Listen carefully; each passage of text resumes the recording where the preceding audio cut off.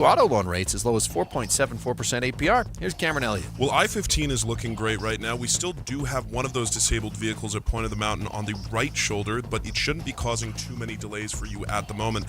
Where you will find delays is 2100 north in Lehigh if you're headed eastbound towards I-15, or just a little bit if you're headed westbound away from I-15. Now, taking a look inside the city, we are getting a pretty big spot of traffic headed east on University Boulevard between 2nd West and Main Street.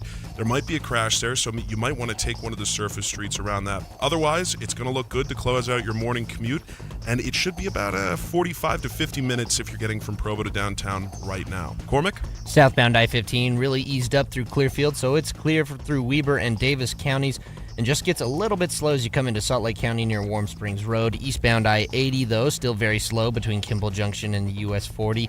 Otherwise, it's regular delays to expect. Still a little slow on Highway 89 in South Ogden, Harrison Boulevard, and Skyline Drive, and especially near the mouth of Weber Canyon, both directions. Let Zero Res make your carpet new again. Call 866-ZERO-RES or go online to zerores.com to schedule your appointment today. Cormac Bone in the KSL Traffic Center. It's another hot one today, a high of 102 degrees, but then things will taper off a little bit into the upper 90s for the rest of the week. Right now, it's 82 degrees and sunny in Salt Lake City. KSL FM Midvale. KSL Salt Lake City. From the KSL Common Spirit Health Studios, this is KSL News Radio. Utah's news, traffic, and weather station. 9 o'clock at KSL News Radio. I'm Andy Farnsworth. KSL's top story this hour. Salt Lake City just recorded its hottest day in recorded history, crushing the previous record that stood for more than 60 years. We hit 107 several times between 1960 and 2022, but yesterday we reached 109. For the day, not only a record for the month, it's the highest it's ever been on record.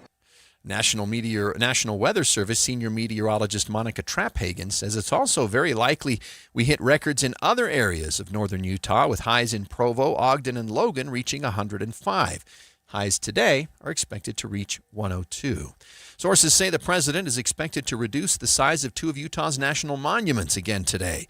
KSL News Radio's Adam Small has more on what we know. Sources tell the Deseret News today President Trump is expected to sign an executive order that'll again reduce the sizes of Bears Ears and Grand Staircase Escalante national monuments. This is something the president did once during his first term back in 2017, reducing Bears Ears by 85% and Grand Staircase by almost half. However, the monuments were restored to their original size in 2021 by President Joe Biden. It's unclear how much the monuments will be reduced this time around, but sources say we will get the answer to that question when the president signs the order at 2:30 this afternoon. Adam Small, KSL News Radio. Our top national story this hour from ABC News. Mitch McConnell is letting people know he's still alive. He published a photo of McConnell and his wife, Elaine Chao. He said he fell, was briefly unconscious, and then he was treated for a mild case of pneumonia. He was then moved. McConnell says he's been in a rehab facility since. Your money at this moment, the Dow down 59 points this morning to 52,583. Coming up, traffic seems to have lightened up considerably, although maybe a broken down vehicle on an exit ramp from the freeway in Orem affecting you. Traffic and weather is next. KSL News Time, 9:02. Mornings are for recharging. And they're for starting your day right. We volunteer to join you in the car. Get news and weather at 102.7 FM during the most important part of your day. Andy and Amanda, each morning between 5 and 9 on KSL News Radio. This is Dylan Gunther of the Utah Mammoth, and I drive a BMW. Performance matters to me, on the ice and on the road. That confidence lets me focus on what matters most, performance. That's why I trust BMW Utah for everything, from service to tires. They've always got my back. Between scoring goals and scoring the perfect ride, it's a tough call, but scoring is what I do. And the win? Driving a BMW from BMW Utah. When I came to Utah, everyone talked about the greatest snow on earth. But during the 2002 Olympics, the world saw something else. This place also has the best ice on earth. Since moving here, I've done my best to own that ice and live up to that standard. It's about preparation, precision, and trusting what's beneath you every single day. That same mindset is why I chose BMW Utah, because great performance doesn't happen by accident. It's built, maintained, and earned. And I'm proud to work with a local dealer that represents Utah at that same elite level. Proud to be a Utahn, proud to support BMW Utah. Drive elevated. Trying to make sense of the markets? Looking to diversify out of all the craziness? Thinking about tangible assets like precious metals? Listen to The Gold Show with Walt Phillips right here on KSL at 3 p.m. Sunday afternoons. Stay up to date on retirement trends, how the IRA rollover process works, and why investors are turning to physical gold. Walt is a national talk show host with decades of experience in the markets. Tune in for Walt's Insights and The Gold Show this Sunday afternoon at 3. Your best years aren't behind you. They're right here at Trio South Ogden. Discover independent living services that embrace aging as an opportunity to lean in, not step back. To pursue passions, not retire from purpose. Here, life is bright, colorful, and unapologetically fun. Move in, thrive on, because aging doesn't mean changing who you are. It means having more time to be exactly who you are. Schedule your tour today at triosouthodogden.com. What if your weekends weren't dictated by your house? No mowing, no raking, no fixing that thing again. At Ovation Homes, it's not about having a home that owns you, it's about owning your lifestyle.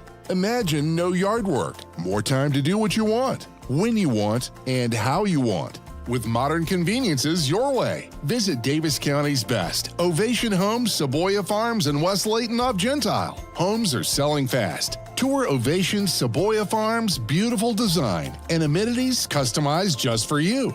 Less maintenance, more living, more freedom, and all with you and your next phase in mind. At Ovation, it's not just a word, it's an expression you'll feel towards your home, because your home should fit your life, not the other way around. For questions or to learn more, visit OvationHomesUtah.com. Plus, get Northern Wasatch Parade of Homes tickets. That's OvationHomesUtah.com. Traffic and weather together brought to you by UCCU. You deserve to love where you bank. Here's Cormac Bone. Got some delays on northbound I-15 in Utah County approaching Pleasant Grove Boulevard. And a little bit before that, if you're getting off at 1600 North, from northbound I-15, there's a disabled semi-truck blocking a center left lane, so it's a little harder getting off the freeway there. Eastbound I-80, it's that right lane full between Kimball Junction and the US 40 turnoff. Otherwise, though, I-15 looking really good through Weber, Davis, and Salt Lake counties. Homeowners, Gillette Services is putting $1,000 in your pocket with a rebate on new installations, and you pay nothing until 2027. Call 385-GET-HEAT for your free estimate. Comfort now, pay later. Cormac Bone in the KSL Traffic Center. KSL weather forecast. Well, after the crazy temperatures we had yesterday, we're cool to 102 for a high today, 100 tomorrow, then down into the high 90s through the rest of the week. Chances of rain, but not till tomorrow, despite the clouds in the sky that we've got right now. It's 82 degrees in Salt Lake City. I'm Andy Farnsworth from the KSL Common Spirit Health Studios. Listen online at kslnewsradio.com. We're Utah's news, traffic, and weather station. The all-new Inside Sources. Your inside access to the people and policies shaping Utah's future. Here are Greg Skordas and Holly Richardson on KSL News Radio. The July heat wave. Special coverage on KSL News Radio. Well, did you make it through the weekend? All that record-breaking heat. 109 degrees recorded in Salt Lake City, smashing the all-time hottest temperature record. And this morning when I got up to leave from Utah County, it was 82 degrees at 5 in the morning. So I'll tell you what I did on Saturday. It seemed like a good idea at the time, but I did a bike race, 77 miles in Logan. It started at 6:30, it was cold. We were rolling out at 6:30, and I thought, man, it's cold. But boy, everyone was in a hurry to finish. We all rode a little faster than usual because nobody wanted to be on the road at noon. So the July heat wave, things are going to be cooler today, only 102. And we could see a little additional relief as the week goes on. Let's get right to this historic record-breaking heat with KSL meteorologist Matt Johnson. So we went into the weekend thinking that Salt Lake and some of the other areas were going to hit record highs. Did we satisfy that? We most definitely did. We actually hit 109 in Salt Lake City. Blew the old record out of the water, which was 107. And we saw that previously in 1960, 2002, 2021, and then twice in 2022. So, and we're still waiting on some of the official readings throughout the state. But officially right now, Salt Lake City, yes, all-time record high yesterday. And we're going to be 7 degrees cooler today, but still 102 is the forecast high. So that's gross. What's the actual difference between 107 and 109? Does it actually feel different? Does it make a different impact on people? Yeah, so as far as like sensible heat or sensible difference in those 2 degrees, probably not much. But when we talk about historical records and the temperature never reaching 108 nor 109 in the last 152 years of record keeping in Salt Lake, it's definitely significant. We've hit 107, as I mentioned a couple of times, but to never hit this number in 152 years of bookkeeping, it's definitely significant. Yes, it's only 2 degrees, but when we talk about history and reaching a temperature we've never seen before, it's definitely eyebrow raising. We often think that here in the dry desert that elevation makes a huge difference, but you indicated that even at 10,000 feet, there were some really high temperatures. Yeah, even at 10,000 feet, we were seeing temperatures that we just haven't seen over the Salt Lake City area. So the atmosphere, even in the vertical profile, was setting record highs, or record temperatures, I should say. And then, of course, as you get lower in elevation, that translates to different temperatures. But pretty impressive stuff. I mean, even Billings, Montana, hitting 111 yesterday. So it wasn't just confined, to Salt Lake City. We saw 106 in Cody, Wyoming. Very extreme heat for the region, to be seeing temperatures, 105 plus in Wyoming. So tell me where these monitors are located, and if they're at the airport, is this something that asphalt is impacting? Yeah, so there's been a lot of debate over the years because they have moved the temperature gauge a couple of times at the airport. And if you go far enough back in time, they actually used to have the temperature gauge for Salt Lake City in the downtown area. And I'm not recalling exactly when they moved it to the airport, but even at the airport, they've moved it a couple of times. But, I trust the National Weather Service and that they've correctly calibrated it, spaced it, all the above. But one thing I will say that has probably changed our weather that's inevitable here is what we call UHI, Urban Heat Island Effect. And the more concrete you put out there, the more unnatural materials, glass, metal, steel, anything that's not grass and dirt, right? You are introducing more absorptive materials. The land will absorb the heat during the day, but at night, it lets go of it real quick. That's why the mountains and anywhere out in the countryside, you cool off nicely. But when you have a lot more concrete, you have a lot more steel and man-made materials, they're very absorptive and they're unnatural occurring. And so that can sometimes play into it. There is research revolving that, but whether we can point it to the location of the temperature gauge or not directly, I don't know. But the fact that we have a sprawling, growing metropolitan area, we can't ignore the fact that probably enhances the temperatures that we see on the average. Matt, you've talked to us over the last several weeks about some impending monsoonal moisture, and I'm just wondering, A, is that still likely to take place, to come into our area, and B, will it affect our temperatures? Yeah, most definitely going to affect our temperatures. In fact, you'll probably see in the 7 to 10 day forecast, we're going to be in the 90s. So hooray for double digits, right? But, it's still going to be hot, basically. But with increased moisture, just with the more the added amount of water vapor in the atmosphere, our temperatures won't get as hot. You add the cloud cover in the afternoons, going to also inhibit the heat.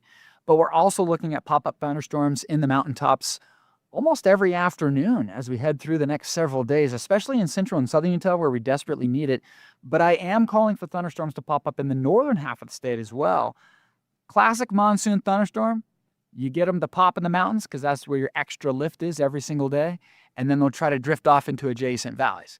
Not everyone gets hit, but when you do, it could come hard. So calling for scattered to isolated storms through the next several days. And it's a much welcome sight as we've been very dry and windy through that June pattern. But now we're seeing a monsoonal pattern that's going to be bringing rain and thunderstorm chances back to the entire state.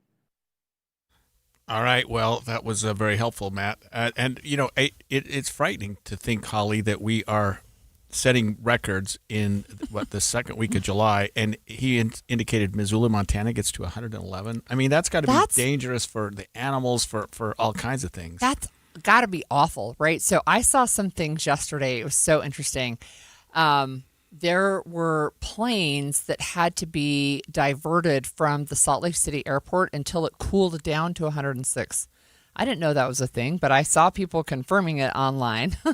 Well, it might make the tarmac too I tarry. don't know, right? It's and we tied Phoenix in Salt Lake City yesterday, and I think we were warmer even than St. George. So I remember when we talked with Matt Johnson at the end of the week, he was talking about the heat dome, and it's like a big convection oven. So I just can visualize that hot air just churning. So I guess my question is, with the monsoonal moisture, is it going to feel like we're in a sauna? Yeah, and maybe will. But if it's 10 or 15 degrees colder, I guess we could use a little colder moisture. Quotes. Yeah, cooler. As you're still like today. Hey, it's only 102. Whoa, give me a break. I mean, it's just it's the way of the future, though. This is what we're going to have to get used to now, because you know what? We'll have another record high in the next 5 years. I guarantee it. It's just the way it is. Our lakes and streams are drying up. It's our drought is at its worst stage, and boy, it's gonna be a rough summer. Anyway, along with the heat, of course, more fires, and with potential strong storms on the horizon, elevated risk of flooding of all things. And he mentions thunderstorms. Does that mean lightning? Well, we'll have more on all of these when we come back on Inside Sources.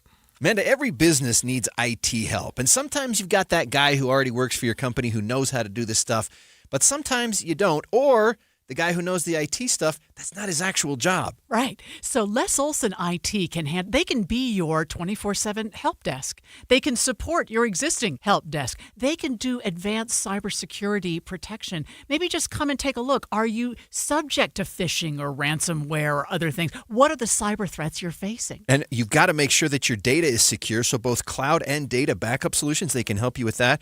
Plus, everybody's got to use a computer. That's where hardware comes in, infrastructure support. You don't have to know all this stuff because Les Olson IT knows it. And most of the time, they can help you fix whatever's going wrong remotely, just off your computer. Plus, of course, they have copiers and printers. They always will at the very best price. Les Olson IT is your trusted local IT partner. They've been in business for 70 years, and they've got 9 locations from Logan to Las Vegas. Find out more at lesolson.com. I was in foot pain for 20 years, trying to give it relief, buying all these different insoles, drugstore insoles, custom insoles. I spent thousands of dollars. I bought all these products and not a single one worked. I really, truly needed to have relief in my feet. And the Good Feet Arch supports were what gave me the relief I needed. For over 20 years, we've been helping people like Teresa actually live the life they love without their feet getting in the way. I wanted to make sure that I got something that my feet felt good in, not somebody else's feet. I love the fact that I can wear these arch supports in all my shoes. I have boots, I have cowboy boots, I have running shoes, I have walking shoes, I have flat shoes, I have heels. It makes me so happy. If you ask my husband, he will crack up because there is no store I would rather go in than a shoe store. I'm Teresa, and that's my Good Feet story. See what we can do for you with a free personalized arch support fitting at the Good Feet store. We have locations in Farmington, Riverton, and Sandy. Make sure you join us at 11 o'clock this morning for something we're calling Ask the Attorney. There are so many questions after last week's multi-day preliminary hearing for Tyler Robinson, and we're going to try and get some answers from our own KSL legal analyst. That's Ask the Attorney, coming up today at 11 o'clock only on Inside Sources. Join me on the trip of a lifetime, an 8-day enchanting Rhine River cruise, August 7th through the 14th, 2027, so a year from August, aboard the elegant Amafiora, sailing from Basel, Switzerland to Amsterdam. We will cruise through the heart of Europe, past medieval castles, vineyard-covered hillsides, and storybook villages in France, Germany, and the Netherlands. And Morris Columbus Travel planned every single detail, so we just show up and enjoy ourselves. We're talking gourmet dining, licensed local guides at every port, a Morris Columbus tour manager right there on board, and exclusive pricing with savings of thousands off brochure rates. They've reserved just 50 cabins for our group, and I will be there for Q&A sessions and just to spend time together. This is a bucket list journey for me, and I hope you'll join me. Book in one click at morriscolumbus.com/KSL or call a Morris Columbus advisor at 800-999-4646. Optional pre-cruise Switzerland and post-cruise Amsterdam tours available too. Come see Europe with me. I can't wait. Morris Columbus.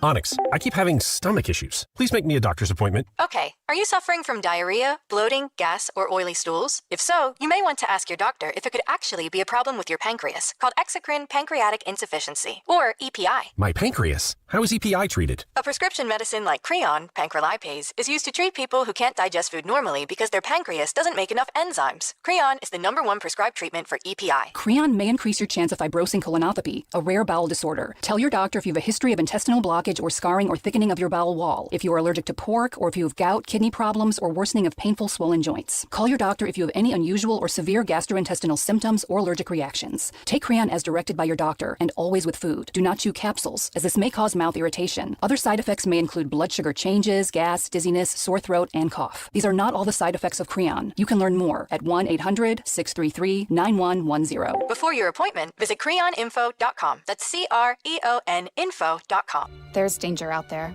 It lurks on highways and quiet neighborhood streets. It's more likely to kill you than a shark, and more terrifying than the biggest snake. Distracted driving claims lives every day. Every notification, swipe, social post, video, or selfie while driving risks your life. So while you might think public speaking or the zombie apocalypse is scary, what's really terrifying and even deadly is distracted driving. Eyes forward. Don't drive distracted. Brought to you by NHTSA and the Ad Council. My name is Tom. My name is Cindy. We give to and volunteer with United Way at our community free health clinic. We know our time and money are going to the right places. We don't just wear the shirt. We live it. Give, advocate, volunteer, Live United. Go to liveunited.org. Brought to you by United Way and the Ad Council. My name is Dale Pazinski. I volunteer with United Way to help the homeless in my community learn computer skills and build a basic resume. I don't just wear the shirt, I live it. Give, advocate, volunteer, Live United. Go to liveunited.org. Brought to you by United Way and the Ad Council. An expanded Inside Sources. Utah Fire Watch. Utah Temperature Watch. We have Utah Fire Watch. And fires continue to grow around the state today as this weekend's dry, record-breaking heat certainly wasn't at all helpful. But while there is some moisture on the horizon this week, thanks to the monsoonal moisture that we just heard about from Matt Johnson, it could spell another issue, and that is potential for flooding and mudslides. Utah Fire Watch. I want to begin talking about the fires burning right now. And I just have to say I'm disappointed, even with all the warnings and all the dry heat. Many people are still not careful enough because most of the fires are still human caused in the state. Yeah, and we continue to talk about, firearms, just shooting outside, fireworks, just fires that you're causing, when you're camping and whatnot. But they continue to be brought out. We have more and more fires. I think we have something like 400 fires now so far in Utah. We're up to 471 actually, and that was as of this morning. And so I'm sure they're going to update. They haven't updated yet. And we've burned 373,000 acres in the state so far. So, look, the biggest fire right now is still the Babylon fire. It's 106,000 acres, almost 107,000. It's 50% contained. But the one that I was really caring about over the weekend, and I think we talked about it briefly as we wrapped up our show on Friday, was the one at the campground up where we go camping, in fact, where we're supposed to go in 2 weeks. So it ended up being only 2 acres, but they did evacuate the campground, plus the one lower down the canyon from that. It's 100% contained. And so I think that's great, and I'm grateful. And they're saying people with reservations, you can still go camping. Is that and up American Fork Canyon? Up American Fork Canyon. Timpanogos? Yeah. In fact, it's the campground that's the stepping off point for climbing Timpanogos. So, yeah. So that's what's current. But one of the things that's interesting, and you probably have seen this at your place down in Torrey, is the burn scars. So from either this year's fires or even previous year fires, you've got places where there's not vegetation to stop runoff. Right, and so when it rains, even a slight amount of rain, there's nothing to hold it back. I mean, there's nothing we historically have the bushes and trees and whatnot that will maintain that water and sort of absorb it, but a lot of those are gone. So if there's a significant rainstorm in some of these areas, it's just going to have these flash floods. So one of the fires, right, we talked about a lot was the Cottonwood fire. It got up to 96,300 acres. So it's still burning, although I think it's contained. But people in those communities, like I saw over the weekend, they're filling sandbags because they're worried about this coming monsoonal moisture. And it could be big downpours. I think it could be trickles too. It just depends. But there's a professor at the University of Utah who studies wildfires. He's like, the outlook's not very positive. No, it's not. I mean, at some point you wonder if there's anything left to burn. I mean, this Babylon fire, 106,000 acres, that's got to be, I mean, if the Cottonwood fire was one of the largest in the country and this has now surpassed that, this has got to be one of the largest in the country right now. Well, it is the largest. It is the largest, and Okay. Cottonwood is number 2. But I'm wondering, so this is they're talking about sandbags in the area right now. Towns in Juab County, like Eureka, they've got some sandbagging going on. But I wonder down where you guys are from the fire last year, what kind of flood mitigation have you seen, if any? I haven't really seen too much. I mean, I would have expected even maybe some mitigation in terms of planting, but that's easier said than done because it was so vast. You can't just go start planting trees. Sure. I'm sure they've done some things that maybe we can't see from the road driving around, but I mean, I think they're just hoping that some natural vegetation will come back. It's been a year, start growing. Some things will be coming back that will start helping that out. But no, I haven't seen much in the way of mitigation for flooding. Would you be in the way? Would Torrey be in the path of a flood? I don't know the geography down there at all. No, not where we are. We're up high. It would be, well, I guess anything's possible. But there's certainly some areas there. And Capitol Reef is, of course, didn't get burned. But I think those areas down by Cousharam and some of those Sevier County low level where the rivers are could be a real problem. So I'm reading that the fire scar, like you can be vulnerable to flash flooding, more vulnerable for 3 to 5 years. That it takes that long for vegetation to start to take root again. No, then there's no doubt about that. It's just you can see some of it coming back, and you can even see some trees that didn't get burned. It's kind of weird. You can go through an area and you'll see 50 trees that are burned and three that are just fine. Yeah, that is so interesting. So the also in Beaver County, so we know that's down there at the Cottonwood fire, right? Beaver City Mayor Matt Robinson said that this was the end of June actually, that they were turning their attention to flood mitigation because it's such a high priority. And the emergency management director for Beaver County, who's Les Whitney, he said it's not a matter of if floods will come, but when they come. So now you had people who had to evacuate the Cottonwood fire, of course. We lost, what was the ski resort down there? Eagle Point? Yeah, something like that, Eagle right? Point, right? So we know that there were buildings that were lost. We know that people had to be evacuated, and now they have to worry about flooding. You know, it's hard to imagine that because you think, well, where's the water? But it doesn't take much water for flooding when you have this. And there's always going to be some rain. We talked to Matt Johnson a minute ago about the monsoonal moisture. That could bring significant rain. And with that, and he also said thunder showers. So I'm thinking lightning. And there's fire danger there. Lightning, oh my Right. word.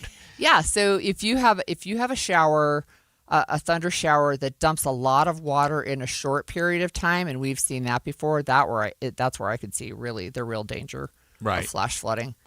Yeah. So this monsoonal moisture is supposed to be coming in fairly soon. That's significant water, at least in some areas. We'll see if it affects the southern part of the state more than the north. And these areas that have been burned, they'll be watched closely. It's too bad you're already thinking in Beaver County, not if, but when there's going to be flooding. It's probably the case. That'll be sad because if houses were not hurt by the fire, they could be hurt now by flooding. Yeah, that seems tragic. mean by Mother Nature. Look, I wanted to just mention I have 2 siblings and their families who are in France right now. They're in Paris.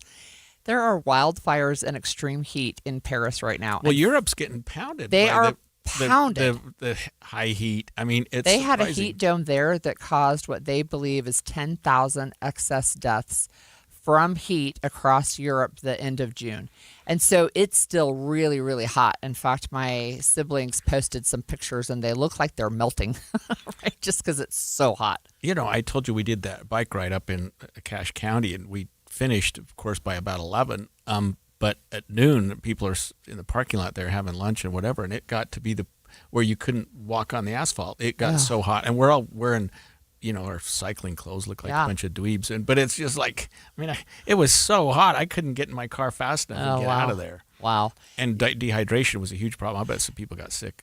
Yeah, I think that's an issue, right? So when we were anticipating this heat over the weekend, I told you I was going to stay inside. I did. I did stay inside as much as possible.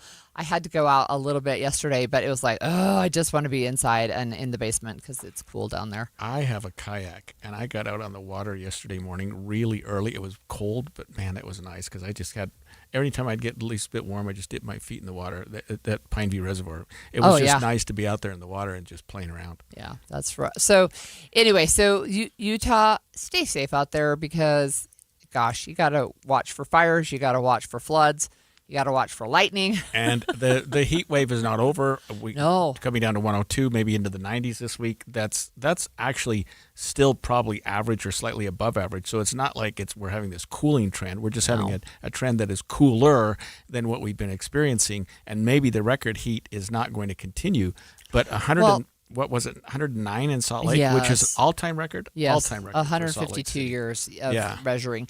And I think August is typically when we see some really big temperatures. So Matt said at 10,000 feet, we were suffering. We're still high, because of that dome, that heat dome. Okay, next on Inside Sources. Are you ready for some more back and forth? Sources tell the Deseret News that the president is expected to shrink two controversial monuments in Utah today, Bears Ears and Grand Staircase Escalante. I want to talk more about the whiplash for people living down there next. 9:30 at KSL News Radio. I'm Andy Farnsworth. KSL's top story this hour is a top national story from ABC News. Mitch McConnell's letting people know he's still alive. He published a photo of McConnell and his wife, Elaine Chao. He then said he fell ill, was briefly unconscious, and then was treated for a mild case of pneumonia. He was then moved. McConnell says he's been in a rehab facility ever since. Salt Lake City just recorded its hottest day in recorded history, crushing the previous record that stood for more than 60 years. We hit 107 several times between 1960 and 2022, but yesterday we reached 109. Which is not only a record for the day, not only a record for the month, it's the highest it's ever been on record. The National Weather Service senior meteorologist Monica Traphagen says it's also very likely we hit records in other areas of northern Utah. Highs in Provo and Ogden and Logan reached 105. Highs today are expected to reach 102. Argentina got the win in a tight quarterfinal match against Switzerland in the World Cup, but like the other match that happened that day, it didn't come without controversy. Switzerland playing more than 50 minutes with only 10 men. Swiss striker Breel Embolo sent off after he appeared to be fouled. The video replay showed he dived, earning him a second yellow card and an early tearful exit. The Swiss defence holding out until this extra time stunner from Julian Alvarez. Argentina booking their spot in the semi-finals. That's ABC's Tom Sufi Burridge reporting. Your money at this moment, the Dow down 110 points, 0.2% to 52,526. Coming up, we hit records yesterday. It's still going to be pretty warm over the next few days, just not that warm. KSL weather's next. KSL News Time, 9:31. A reminder about the simplest way to get updated for your day. Hit your KSL preset when you jump in the car, and we'll take care of the rest. Hear key news updates and traffic reports. Andy and Amanda from 5 to 9 in your car. KSL News Radio at 102.7 FM. It is July, and it is getting hot. For years, I've always called July the patriotic month. Not only do we have national celebrations, but we have the state celebration as well, and it's time to get the perfect steak going on the grill, but not your grill. The grill that is waiting for you at Ruth's Chris Steakhouse. I know we like to think that we're pretty good, as a backyard barbecuer, and some no, but Ruth's Chris will always present the perfect steak in a wonderful environment where it's air conditioned. They do all the work. You don't have to worry about anything other than sitting back with friends, neighbors, and family and enjoying the best meal you have ever had. 275 Southwest Temple. That's Ruth's Chris right here in the heart of downtown Salt Lake City. If you're heading up into the mountains, Hotel Park City. It's the perfect meal for July, waiting for you at Ruth's Chris. This is the story of the one who keeps multiple buildings running smoothly day after day. Plumbing that flows, HVAC that hums, cleaning supplies that keep surfaces sparkling. That's why she counts on Grainger. With easy reordering online and 24/7 support, Grainger helps her keep the products she needs on hand. So shelves stay stocked and buildings stay ready. Call 1-800-GRAINGER, click Grainger.com, or just stop by. Grainger, for the ones who get it done. Amy Cox did something smart. She saved hundreds on auto insurance switching to Progressive. And with that money, she decided to treat herself to an anti-aging red light mask. Will she look like a horror movie villain every night? Yes. Will her boyfriend Kevin be scarred for life? That's certainly a risk. But it's Amy's savings, and if she's willing to risk her relationship for smooth, wrinkle-free skin, well, bye-bye, Kevin. Switch and see if you could save with Progressive and treat yourself. Progressive Casualty Insurance Company and Affiliates. Traffic and weather together brought to you by UCCU. Learn how to save more this summer at uccu.com. Let's go to the traffic center. Cormac Bone. Well, we don't have any more delays on I-15 between Ogden and Provo. Looking really good. Eastbound I-80 still just a little slow in that right lane approaching the US 40 turnoff. But in Utah County, we do have a crash. This is at the intersection of University Avenue and 300 South. Looks like they're blocking a right lane on northbound University Avenue, causing some delays. That's actually heavier on the southbound side as drivers look over at the cleanup. I'm Cormac Bone in the KSL Traffic Center. KSL weather forecast today. We're looking at another hot day, a high of 102 with really no chance of rain until tomorrow, where we start to see a chance. Tomorrow, the high will only be 100. Wednesday, all the way down to a cool 97 degrees. Right now, it's 84 in Salt Lake City. I'm Andy Farnsworth from the KSL Common Spirit Health Studios. Listen online at kslnewsradio.com. We're Utah's news, traffic, and weather station. The all-new Inside Sources. Inside Sources. Your inside access to the people and policies shaping Utah's future. Here are Greg Skordas and Holly Richardson on KSL News Radio. So it is feeling a little bit like deja vu. So today, sources tell the Deseret News that President Trump will sign an executive order shrinking Grand Staircase, Escalante, and Bears Ears national monuments. If this feels familiar, you're not wrong. President Trump did the same thing on his first term, and then President Biden reversed it. Now it's going in the opposite direction. And let me just tell you a little bit about the history of this. In terms of Grand Staircase Escalante, President Clinton originally designated 1.7 million acres for the national monument in 1996, 1.7 million.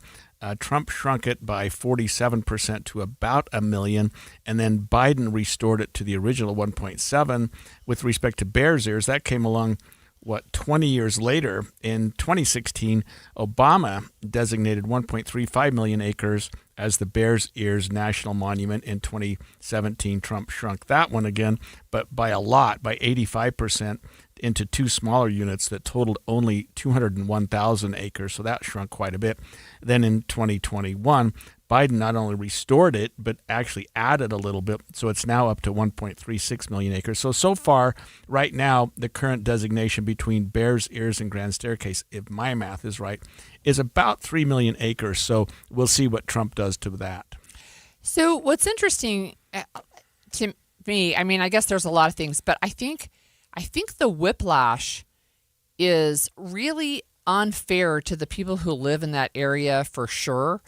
I also think that there has to be at some point Congress that needs to weigh in and address these national monument designations through use of the Antiquities Act, right? That was some policy that was put in place a long time ago, way before the internet, where presidents could designate land and they could do it via executive order. And just, I don't even know if they had air travel at the time when they did this. And so it was harder to get Congress together. And this is a way to protect things on an emergency basis. This is supposed to be the smallest area reasonable. The whiplash back and forth is like, is this going to happen like in 2 years when we get a Democratic president? And it almost certainly will. And if you consider the Antiquities Act, it's been happening in our country for well over 100 years since the very first designation, which I think was probably Yellowstone.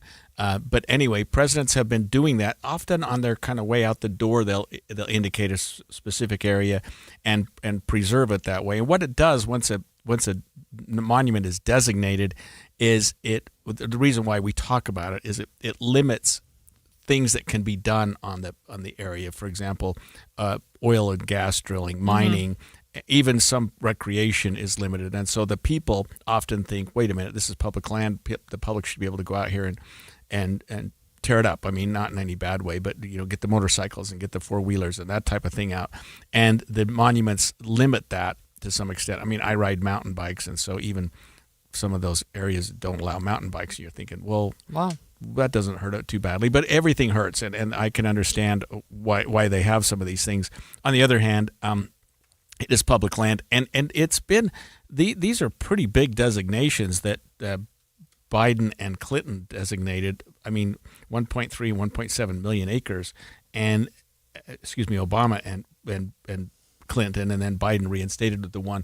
But anyway, and so I can understand sort of the back and forth. But I will say this: I have the place down in Torrey, which is just over the hill from Boulder and Escalante, and it does affect the communities down there because they often look at, okay, we've got this tourist segment now, we've got this national monument, it's this protected area, people are coming to watch it, and then all of a sudden, boom, it's gone, and we're back to opening it up for mining and drilling. It helps, it affects the tourist industry, and it affects these communities that are surrounding that, thinking, hey, wait a minute, are we next to a national monument, which is great, or are we next to something that's different, which is not so great? So I can understand both sides, but I sort of live closer to the side of people that are in favor of having some of these designations. So one of the things that I have heard, and I remember the last time we did this, was this discussion about how about input from the people who live in the area, right? And that Utah has worked quite a bit with local communities, and by that includes actually Native American communities down there as well. The original designation for Bears Ears included 5 tribes who were supposed to co-manage, right? And then again, like this whiplash back and forth is something that is just, we've talked about certainty in the markets.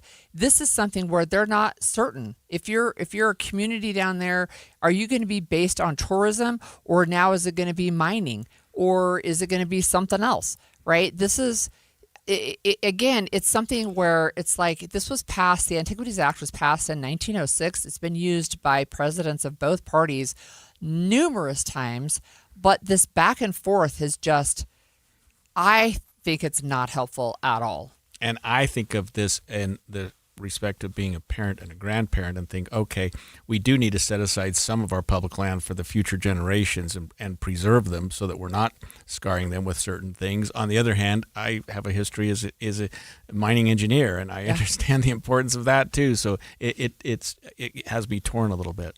So the act has been used more than 100 times since it was first enacted in 1906. Yeah. Signed into law by President Theodore Roosevelt.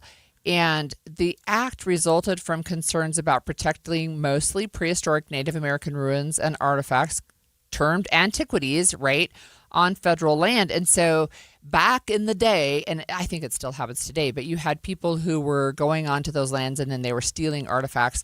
And so they wanted to make sure that in quick order, the president could designate a place as a national monument. And then you had some legal parameters for people who were going on those lands and stealing things.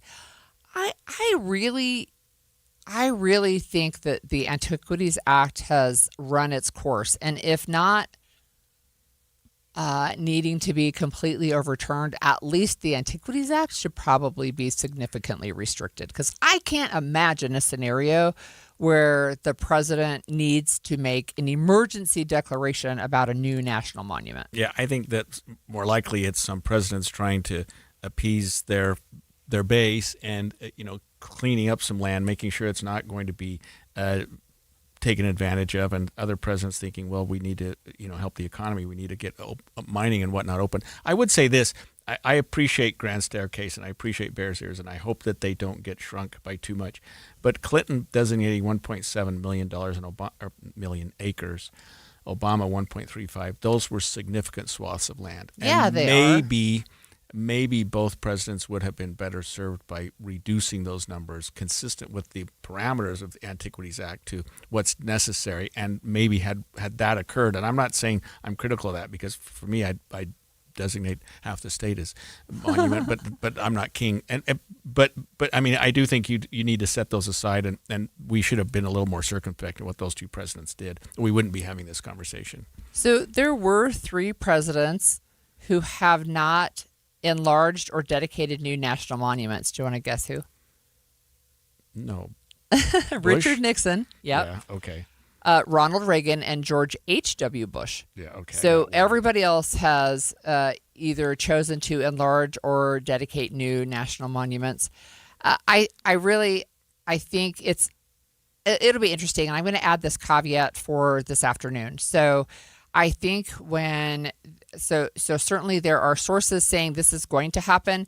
There is an executive order signing on the president's calendar. It is not open to the press, and because of events over the weekend with Senator Lindsey Graham passing away, who was a close ally of the president, I wouldn't be 100% surprised if he decides to not do anything today and just take the day to remember Senator Graham. I don't know. Yeah. But it might not happen, or it could happen, and we'll find out this afternoon. My guess is he'll do something today.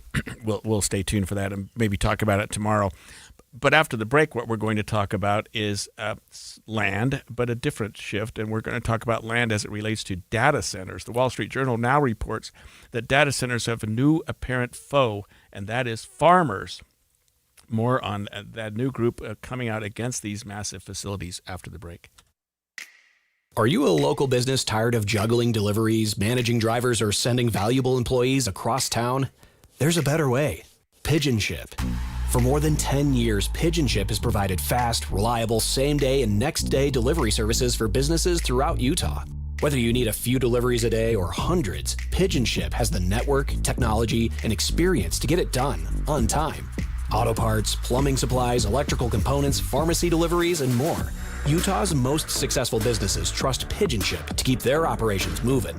Stop the stress of hiring drivers. Stop pulling employees away from their real jobs. And stop worrying about whether your deliveries will arrive on time. Join the thousands of businesses that rely on Pigeon Ship every day for dependable local delivery solutions. Visit pigeonship.com today to schedule a call and see how quickly Pigeon Ship can streamline your delivery operations. Pigeon Ship. Avoid the trip. Pigeon Ship. That's pigeonship.com. Pigeonship.com. KSL offers the best daily newsletter in the state. It's the 3 things you need to know. Every weekday, we deliver quality and relevant content to your inbox. No ads, no spam, just the 3 things you need to know to be informed about the world around you. Subscribe today. Visit KSLNewsRadio.com or text the word inbox to 57500. That's inbox to 57500.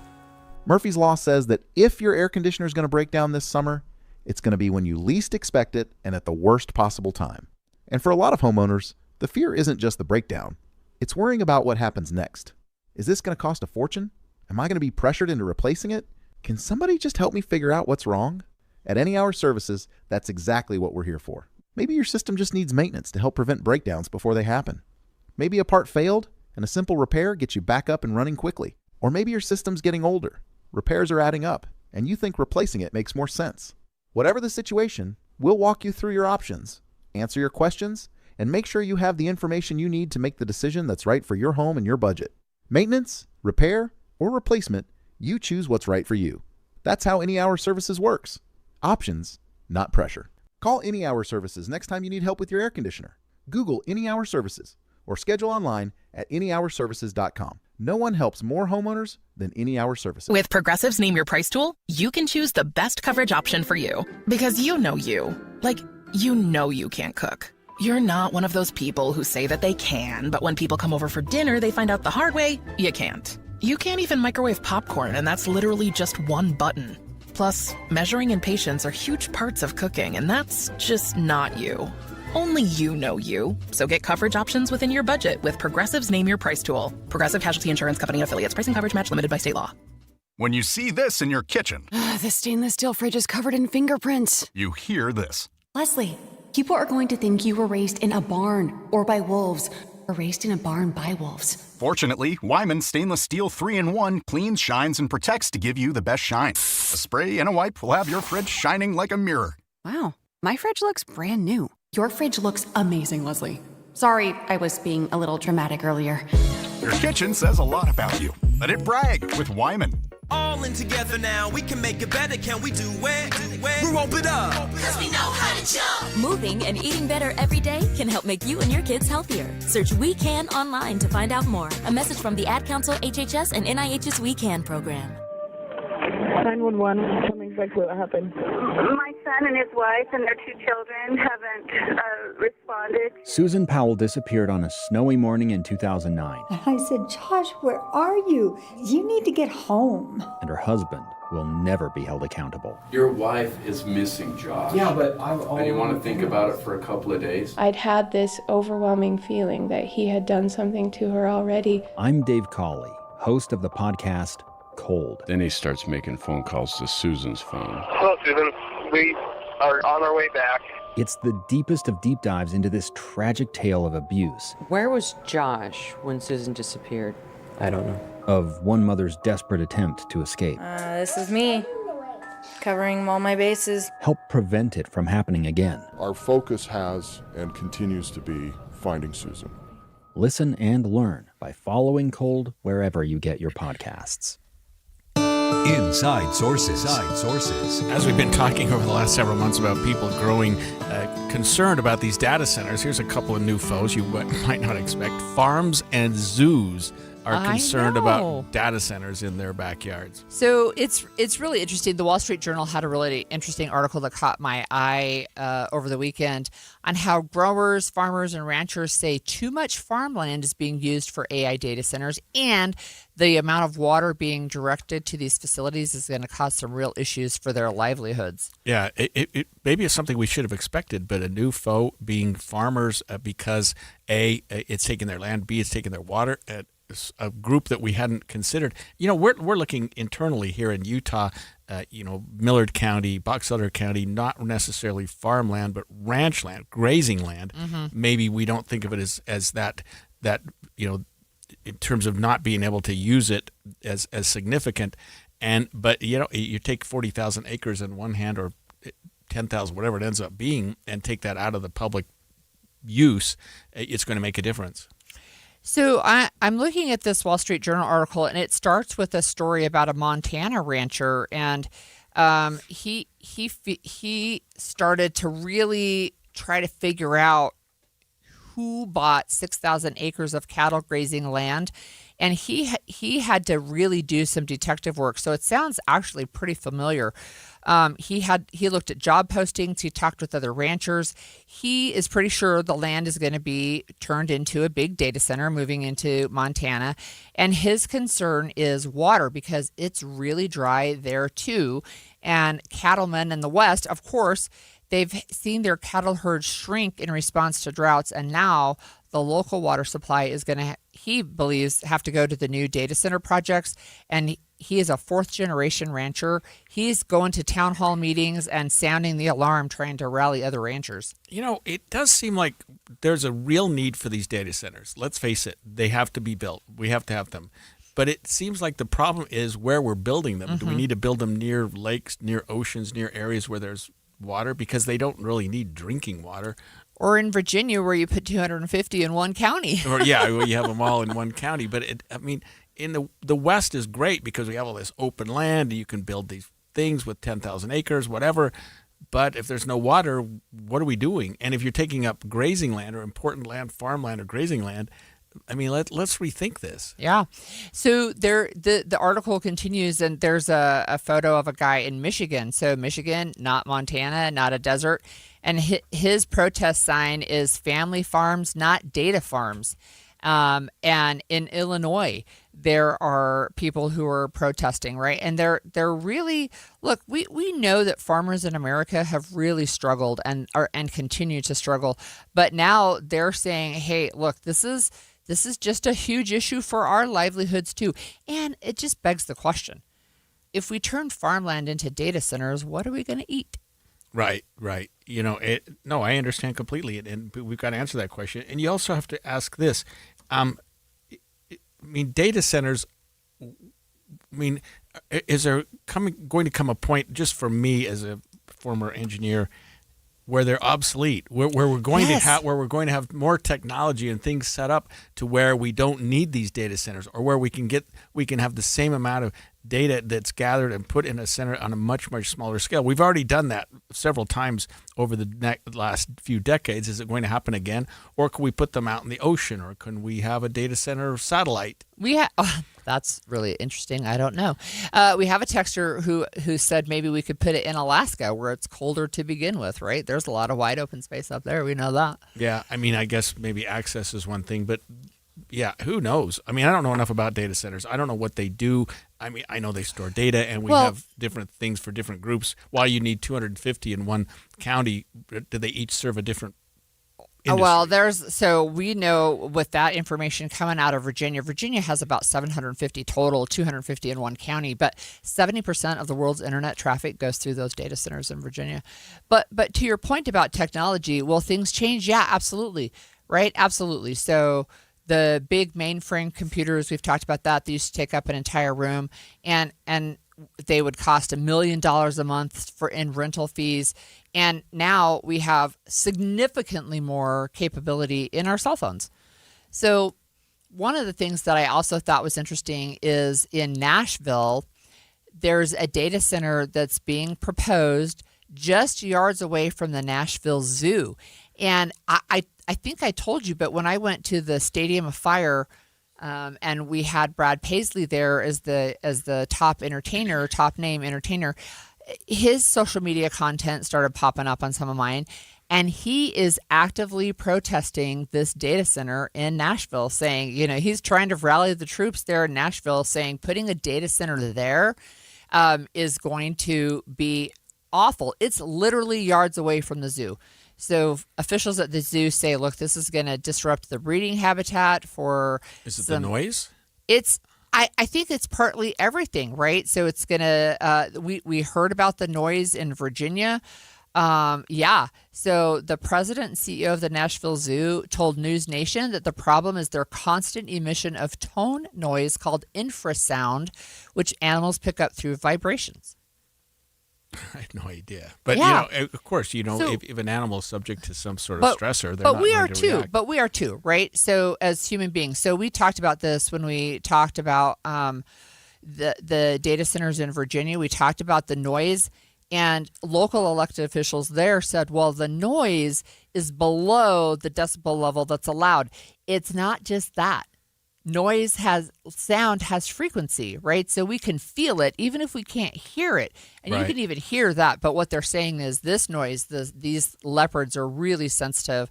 And it's a lot of the other species too. So literally, they literally want to put it 300 feet away from the zoo. Well, that one seems like a no-brainer. Like, hello, don't do that. It almost also seems like don't take up farmland. According to the American Farm Bureau, there are currently 5,000 finished or under construction data centers across the U.S.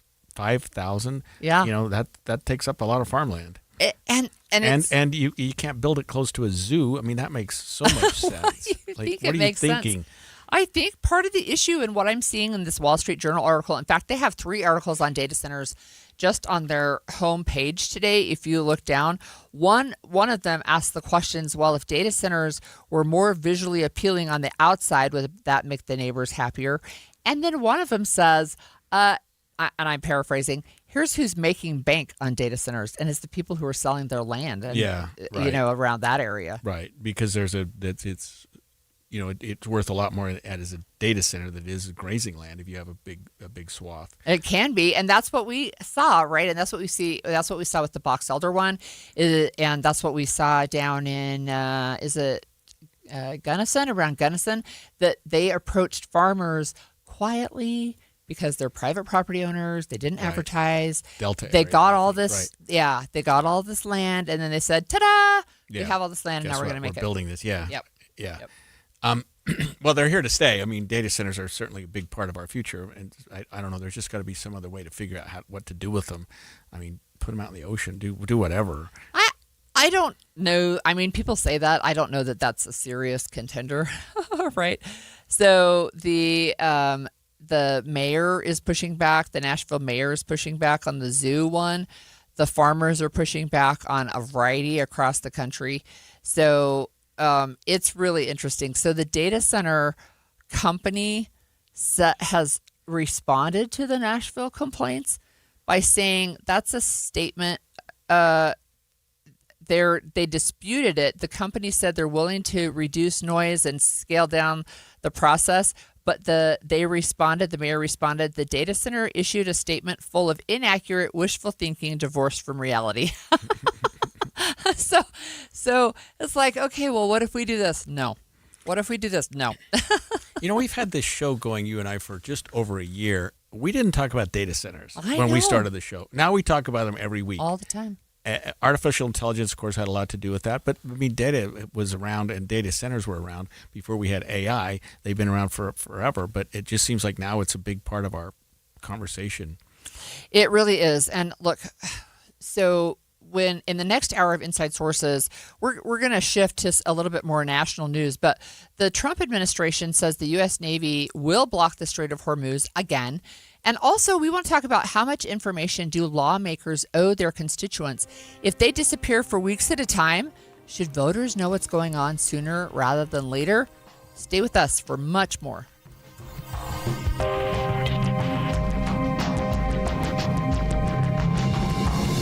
KSL FM Midvale. KSL Salt Lake City. From the KSL Common Spirit Health Studios, this is KSL News Radio. Utah's news, traffic, and weather station.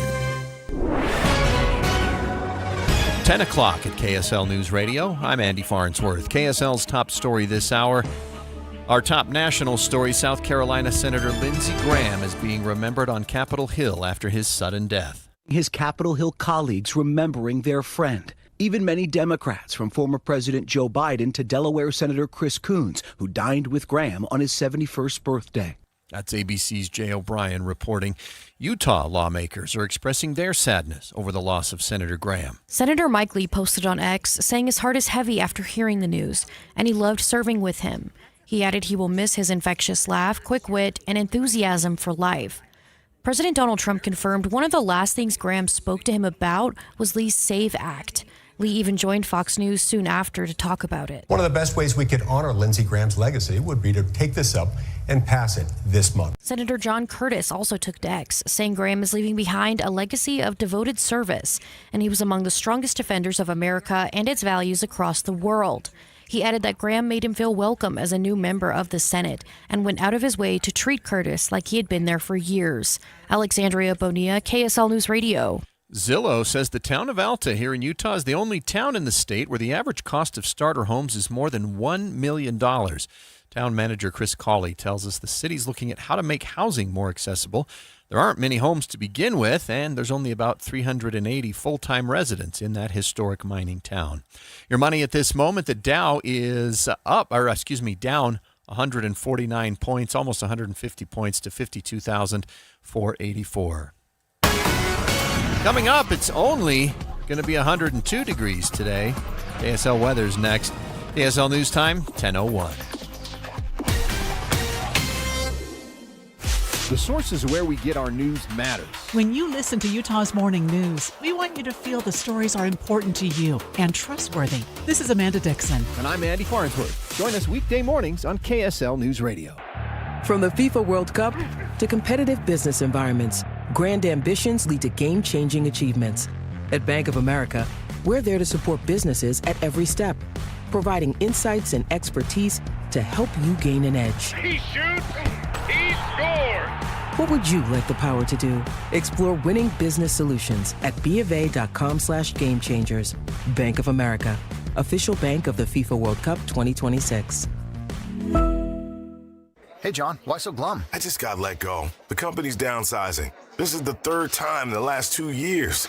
I'm done with this. Have you thought about My Computer Career? I've heard they can train you for a career in IT in just a few months, including cybersecurity and the basics of AI. And you don't need prior training or experience. Now that's a recession-resistant career. Wow, thanks. I'll check them out. Go to mycomputercareer.edu and take the free career evaluation. Mycomputercareer.edu, an Elite CompTIA certification partner. Financial aid is available to those who qualify, including VA benefits. America First Credit Union has everything you need to get your money working. And for a limited time, new members get a $150 cash bonus for opening a checking account and $200 more for enrolling in and using direct deposit. If you're ready to do more with your money and get up to $350 cash, head to americafirst.com and become a member today. Subject to membership eligibility terms, creditworthiness, change and conditions. Additional requirements may apply. Federally insured by NCUA. Equal Opportunity Lender. Let me ask you a question. You have a best friend? How big would it shock you if somebody told you that your best friend just killed somebody? 911, what's your emergency? Someone on every line said they kidnapped my son, and they're demanding $500,000. I've asked myself so many times, what in the world happened? Ransom is available now. Listen at ransompodcast.com or wherever you get your podcasts. Traffic and weather together brought to you by UCCU. Auto loan rates as low as 4.74% APR. Here's Cormac Bone. Don't have any delays on I-15 between Ogden and Provo, but there is an accident northbound I-15 just after the south interchange. Looks like they're out of traffic and in the left shoulder, not causing any delays again on the freeway. And we are also seeing this accident in Provo at the intersection of 300 South and University Avenue. Looks like both directions of 300 South seeing some pretty heavy congestion in that intersection. And it's southbound University Avenue where you're also seeing some slowdowns approaching 300 South. Attention property managers, customers judge your property in the time it takes to park. Don't fail that test. Call GoPave Utah. Seal coating, cracked ceiling, striping, patching across the Wasatch Front. Visit GoPaveUtah.com. Cormac Bone in the KSL Traffic Center. KSL weather forecast. Salt Lake City should hit 102 today, but that's down from yesterday's 109. Then 100 tomorrow, with the growing chance for some pop-up thunderstorms. Most will be in the mountains, but a few showers could reach the valley floor over the course of the week. Right now it's 84 degrees and partly cloudy in Salt Lake City. I'm Andy Farnsworth from the KSL Common Spirit Health Studios. Listen online at KSLNewsRadio.com. We're Utah's news, traffic, and weather station. The all-new Inside Sources. Your inside access to the people and policies shaping Utah's future. Here are Greg Skordas and Holly Richardson on KSL News Radio. War in Iran. Well, at this rate, I think we could just replay older segments anytime we talk about the Strait of Hormuz. It's a new dawn. It's a new day. It's the same old story. Yeah, it's kind of like the Bears Ears National. Kind of is, actually. It goes back and forth. President Trump now says a U.S. Navy blockade will go back into effect in the Strait of Hormuz, and it comes as Iran claims it has closed the strait again. So before we get into the details on today's newest move, I'm going to remind you what happened with all this back and forth. So the U.S. first put in place a naval blockade in that area effective April 13th, aimed at countering Iran's closure of the strait. And then on June 14th, the president authorized the immediate removal of the blockade. It was officially lifted on June 18th as part of the deal between the U.S. and Iran. So with more on the latest developments, here's ABC News White House correspondent Karen Travers. President Trump said Monday he was reinstating the U.S. Navy blockade near the Strait of Hormuz and also claimed the U.S. would charge a 20% toll on all cargo shipped through that waterway, saying it was a, quote, matter of fairness. He didn't say how that would work or why the U.S. had the right to do that in an international waterway that he himself has said should be free for commercial travel. The president earlier today told Fox News the U.S. would take control of the Strait of Hormuz and get paid for protecting it. Karen Travers, ABC News, the White House. I mean, this just goes back and forth and back and forth, and there obviously is no ceasefire in effect right now. I don't know what happened because it seemed like a week ago we were friends. We were talking about how we're going to work this thing out. We had made concessions back and forth, and it just all fell apart. And both sides are blaming the other. But I don't know what happened. It's hard to put my finger on it. Well, look, war is messy and ugly, and I really think things have pretty much fallen apart. And so the president doesn't like to have people one-up him, I don't think, even if it's a foreign country that they're trying to negotiate with. So to me, one of the things that's interesting is, so let's go back to February. Before we started bombing Iran, the strait was open and there were no tolls being charged. Now it's gone back and forth, and there were ships attacked, I guess, over the weekend, and yet now the president is saying, well, we're taking it over. It will be in our hands, and we're going to charge a 20% toll. And I'm seeing reporters who are like, nobody really knows how that's going to work. Nobody really knows what that would look like. How are you going to collect it? How are you going to figure it out? I don't know. And 20% of what? The cargo? I mean, that just seems all like cargo shipped. Yep. He says the president says he will impose a charge of 20% on all cargo shipped through the waterway, but did not explain how it's going to work. He said this is on his Truth Social post.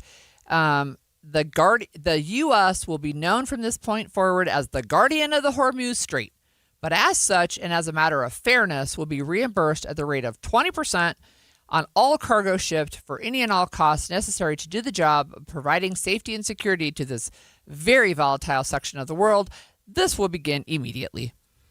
Yeah, I mean, immediately, who knows? I mean, we go back and forth, and now we're talking about, I mean, they had a big funeral in Iran last week over the slain Ayatollah, and there was no love for America at that. It wasn't like, hey, we've worked this thing out. I mean, there were like all these, assassinate Trump and kill Death Trump. to America. Death to America.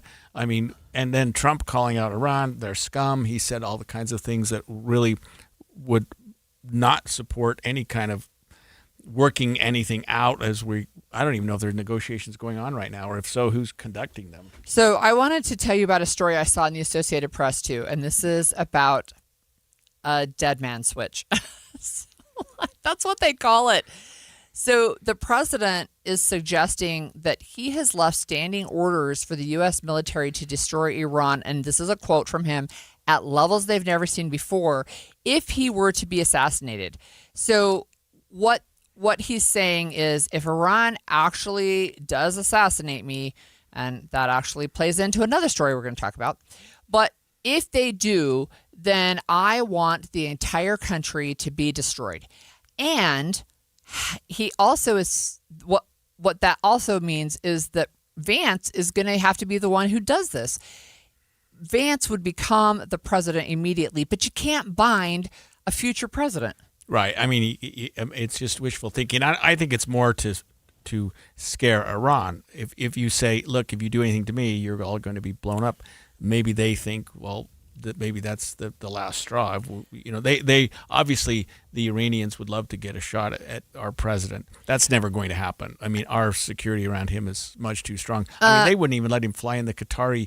Well, we're going Air to talk Force about One. We're going to talk about that next, and the reason why. So right, yeah. So there are threats, right? There are threats, but look, I think when you have Vice President J.D. Vance, if Trump were to be killed, if he were to die for any reason, be incapacitated, the Presidential Succession Act plus the 25th Amendment would put Vice President J.D. Vance immediately become the commander-in-chief, and he would be the one to decide, am I going to go through with this exactly as President Trump wanted? Am I going to talk to them? Am I going to do something? So it's interesting that the U.S. also already has extensive contingency plans for how the government continues in case, of course, there's a nuclear attack or some major catastrophe wipes out most or all of Washington. We've got designated survivor, right? We know we have that. Those plans, however, do not allow for immediately launching retaliatory strikes upon the death of a president. So. Yeah, and Vance would have no legal or moral obligation to follow up with No. those orders. But on Saturday, the president posted on his Truth Social that Iran had made threats to assassinate or attempt to assassinate him, and, quote, 1,000 missiles are locked and loaded and aimed at the Islamic Republic of Iran, with thousands more to immediately follow. Again, should the Iranian government act. Probably talk, but probably not talk that the Iranians want to test and find out if in fact he's telling the truth. I mean, there will be retaliation, whether it's the type that Trump is envisioning or not.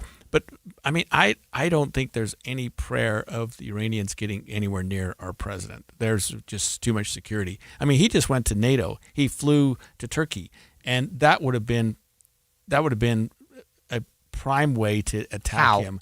Well, by sending a drone toward Air Force One. I mean, he's flying. I know. I'm think sure they have escorts that no. would take down a drone. I'm just saying they would have been. At least he's not in the confines of Washington D.C.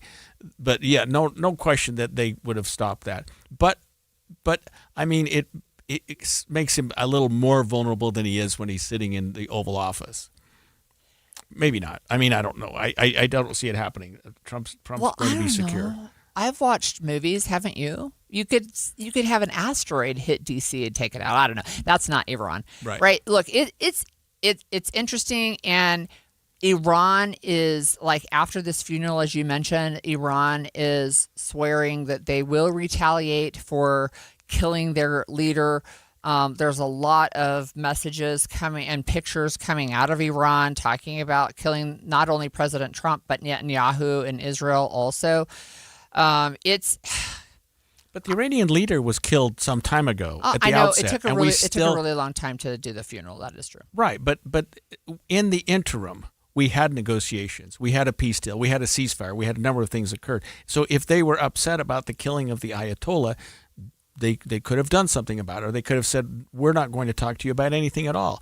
I mean, they went ahead and continued some negotiations. I mean, they had a school bombed, all those kids that were killed, which was just horrible. Yeah. You would think that they would be upset about that, and they were, but they continued to negotiate. So the negotiations have fallen apart, obviously. Look, honestly, I wonder if they're pretending to negotiate because nothing's happening. No, I know, like but I don't know that either side's doing anything to pretend. But anyway, when we come back, this is something I think is really interesting, and that is the limits to the First Amendment to the Constitution when it comes to what we call the freedom of the press. The New York Times said several of its reporters have now been subpoenaed by the Department of Justice over recent reporting on security issues dealing with the new Air Force One. We just talked about that. We're going to talk about what obligation these reporters have and what if they choose to ignore the subpoena. Stay with us.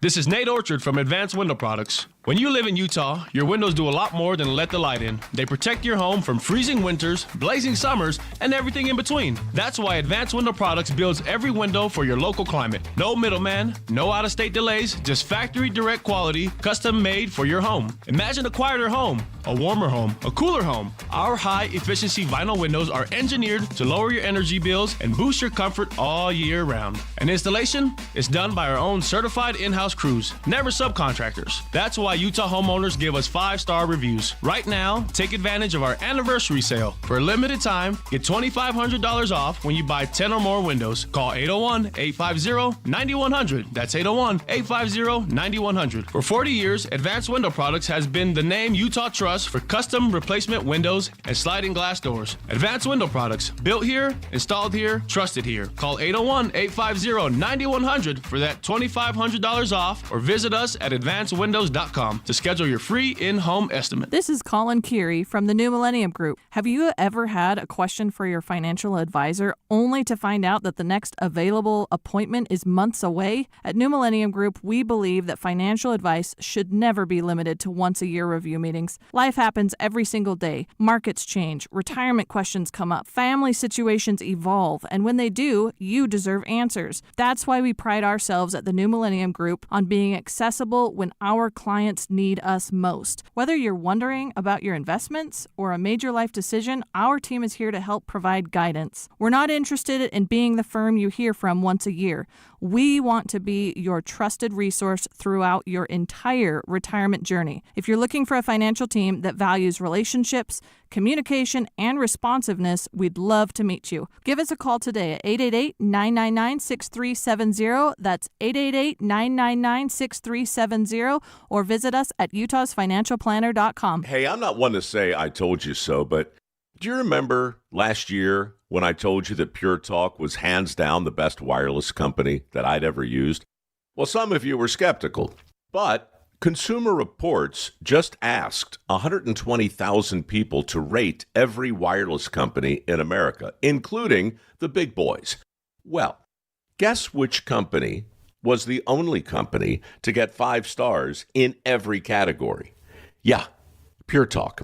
Coverage, support, value, data. 5 stars across the board. No service contracts, no cancellation fees, just great U.S. customer service on a crazy fast 5G network for a fraction of what you've been paying. I'm not going to say I told you so, but I will encourage you one more time to dial pound 250, say micro, and switch to a 5-star American wireless company that won't let you down.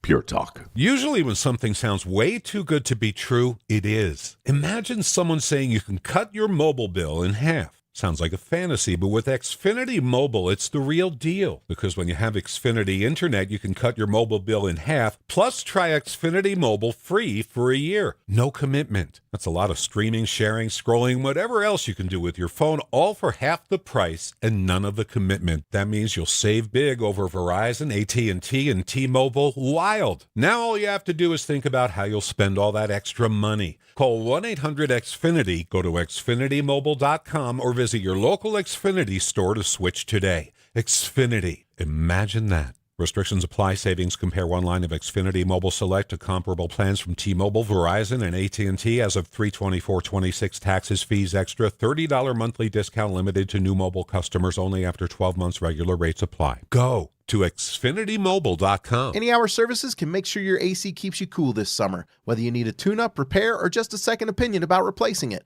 Call Any Hour Services or visit anyhourservices.com. Do you worry about how much someone drinks? Do you feel neglected or unloved? If you answered yes to any of these questions, you are not alone. Al-Anon and Alateen can help. Call 1-866-200-0223 or visit alanon.org/help.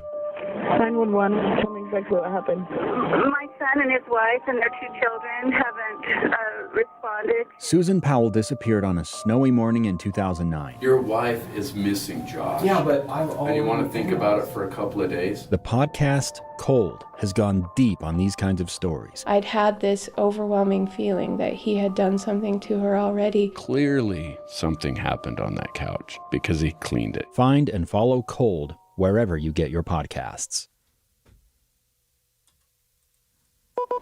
The new Inside Sources. Well, are there limits to the First Amendment and the freedom of the press? Most people would say no, but it depends on who you ask. I actually think that there are limits to everything. I mean, it's the Constitution, and it is the First Amendment to the Constitution, but of course there are certain things you can and can't do. So why are we talking about this today? Well, the New York Times says the White House is trying to intimidate its reporters after 4 staffers were subpoenaed by the Department of Justice. Let's get more on this from News Nation's Ryan Burrow. The New York Times staffers were subpoenaed following an article published last week about Air Force One. It claimed the U.S. Secret Service urged the president to use an older version of Air Force One instead of the one donated by Qatar last year over security concerns. But on his return flight from the NATO summit, the president said there were no issues, and the new plane was being shown off to military service members stationed in Europe. We sent it a little bit early so that we could let them see it. The whole base came out and saw the plane. The subpoenas call on the 4 New York Times reporters to testify in court about a violation of criminal law. So what I understand from this is that some reporters apparently reported, based on some sources that they got from inside the White House or wherever, that this Qatari Air Force One wasn't as secure as Air Force One and didn't have some of the defensive capabilities. And they alerted someone to that. And so the staffers, the people that take care of the president, said, you're not flying on the Qatari Air Force One, which was his preferred one. I guess it's a lot nicer. And they said, you're flying on the old one because it's more secure. It's got more capabilities. So he's upset because he felt like it was a safe plane and that he would have been fine. But he's concerned about who leaked that information.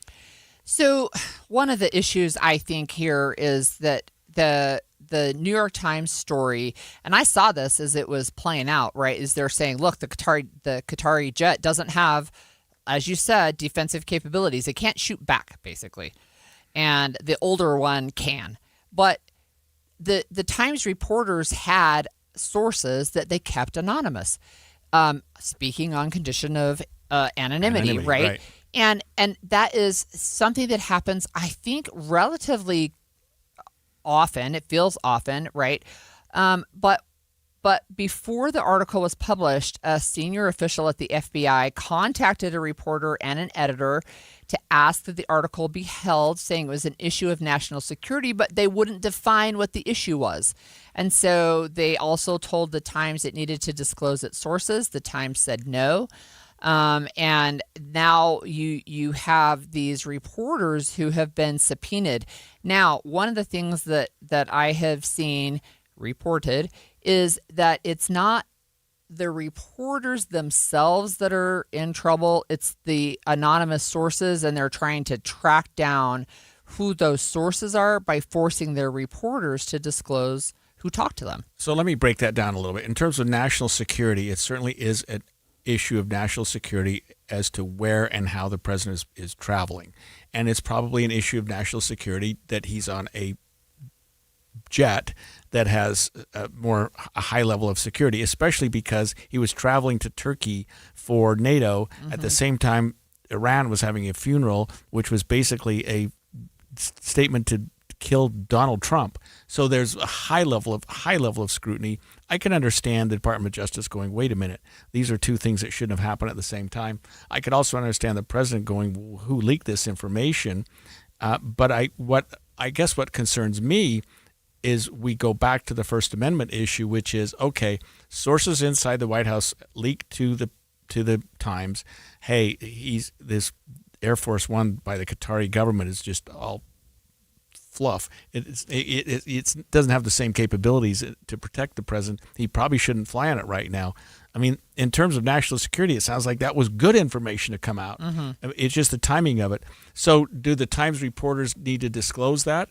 Well, we started this segment, or at least teased out from the last one, about are there limits to the First Amendment? National security would seem to be a limit to the First Amendment. Now, that's going to be tested pretty thoroughly in terms of what these reporters are going to say and who they're going to get in trouble potentially. Well, I think they're going to push back. So let me ask you this. Can they be held in contempt? Can reporters be held in contempt? Because I thought pretty much they were pretty covered. Well, they are. Okay, so the answer to your question is, can they be held in contempt? Yes, anybody can be held in contempt. Will they be held in contempt? That's the better question, and that's, I think, what you're really asking because of what you're talking about, the safeguards in place by the First Amendment. That's for a judge to decide. So there will be pushback. The subpoenas are issued.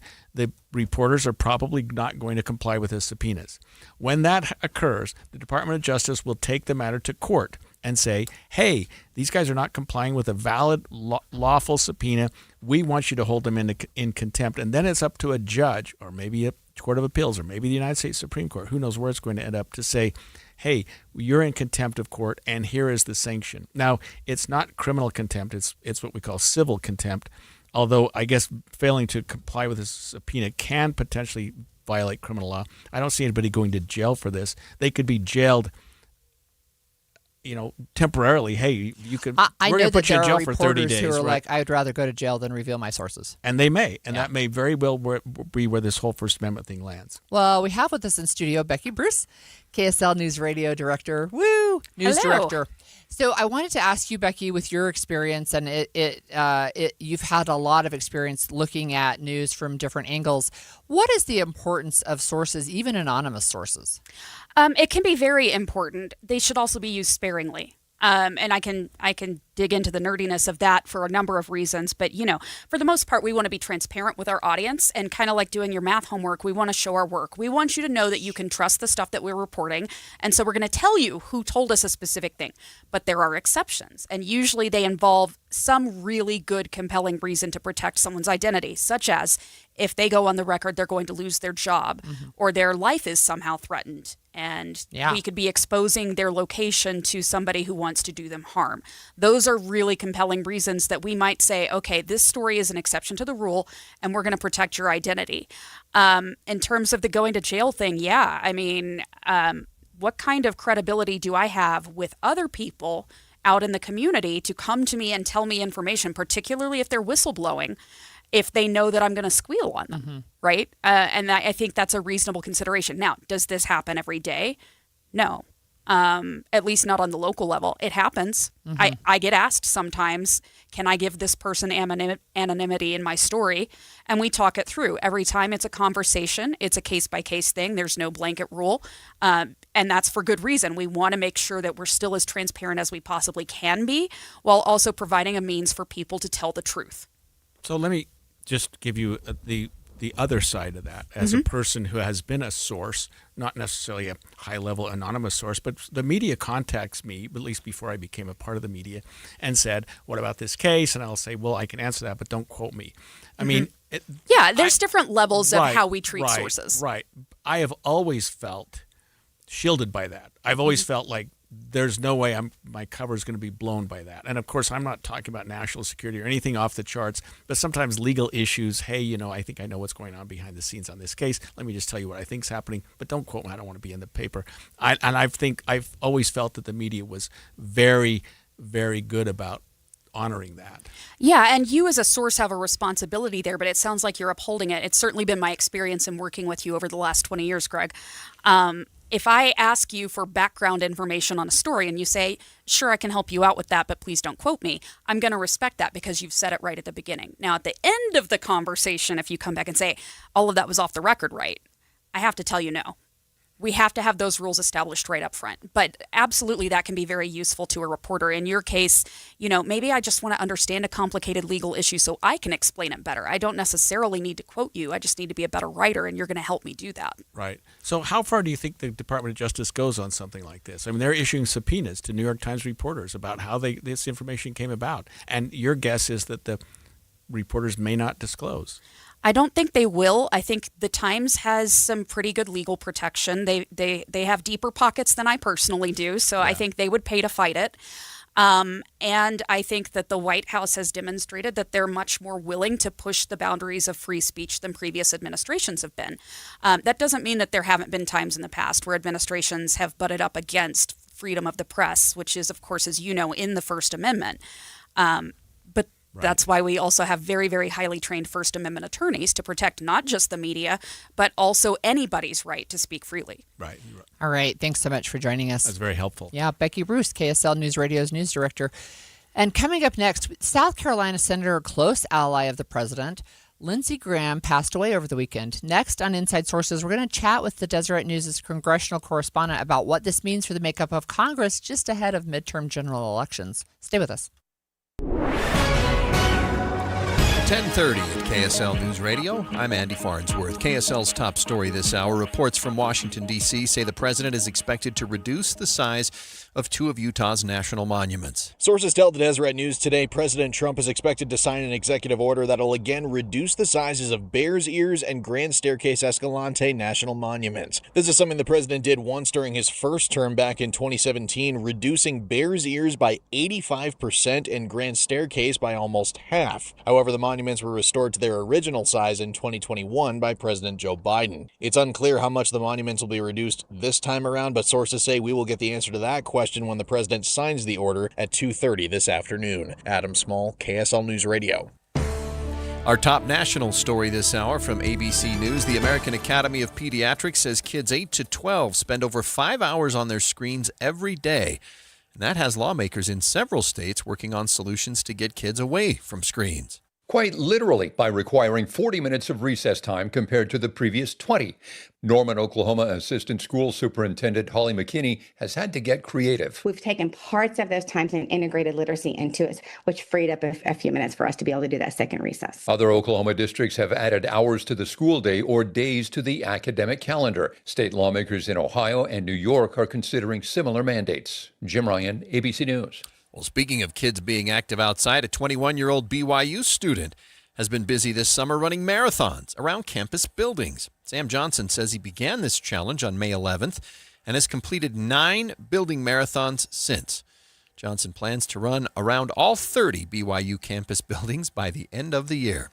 Your money at this moment, the Dow down 246 points today to 52,390. Coming up, it's still extra hot, but at least not record-breaking hot today. KSL weather is next. KSL News Time, 10:32. Mornings are for recharging. And they're for starting your day right. We volunteer to join you in the car. Get news and weather at 102.7 FM during the most important part of your day. Andy and Amanda, each morning between 5 and 9 on KSL News Radio. I'm Utah tax attorney Jordan Wilcox. Don't face the IRS alone.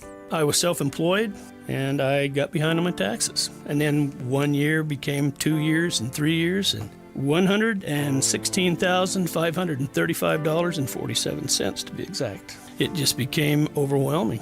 Finally, I went to another tax company, and they were more interested in how good they were than helping me. I heard about Jordan and talking to the other people who'd done and been in the same situations that I was in, and their tax problems seemed just like mine. And so I went to Jordan, and it was amazing. They were able to negotiate it down to $5,200, and life became wonderful to me. Don't face the IRS alone.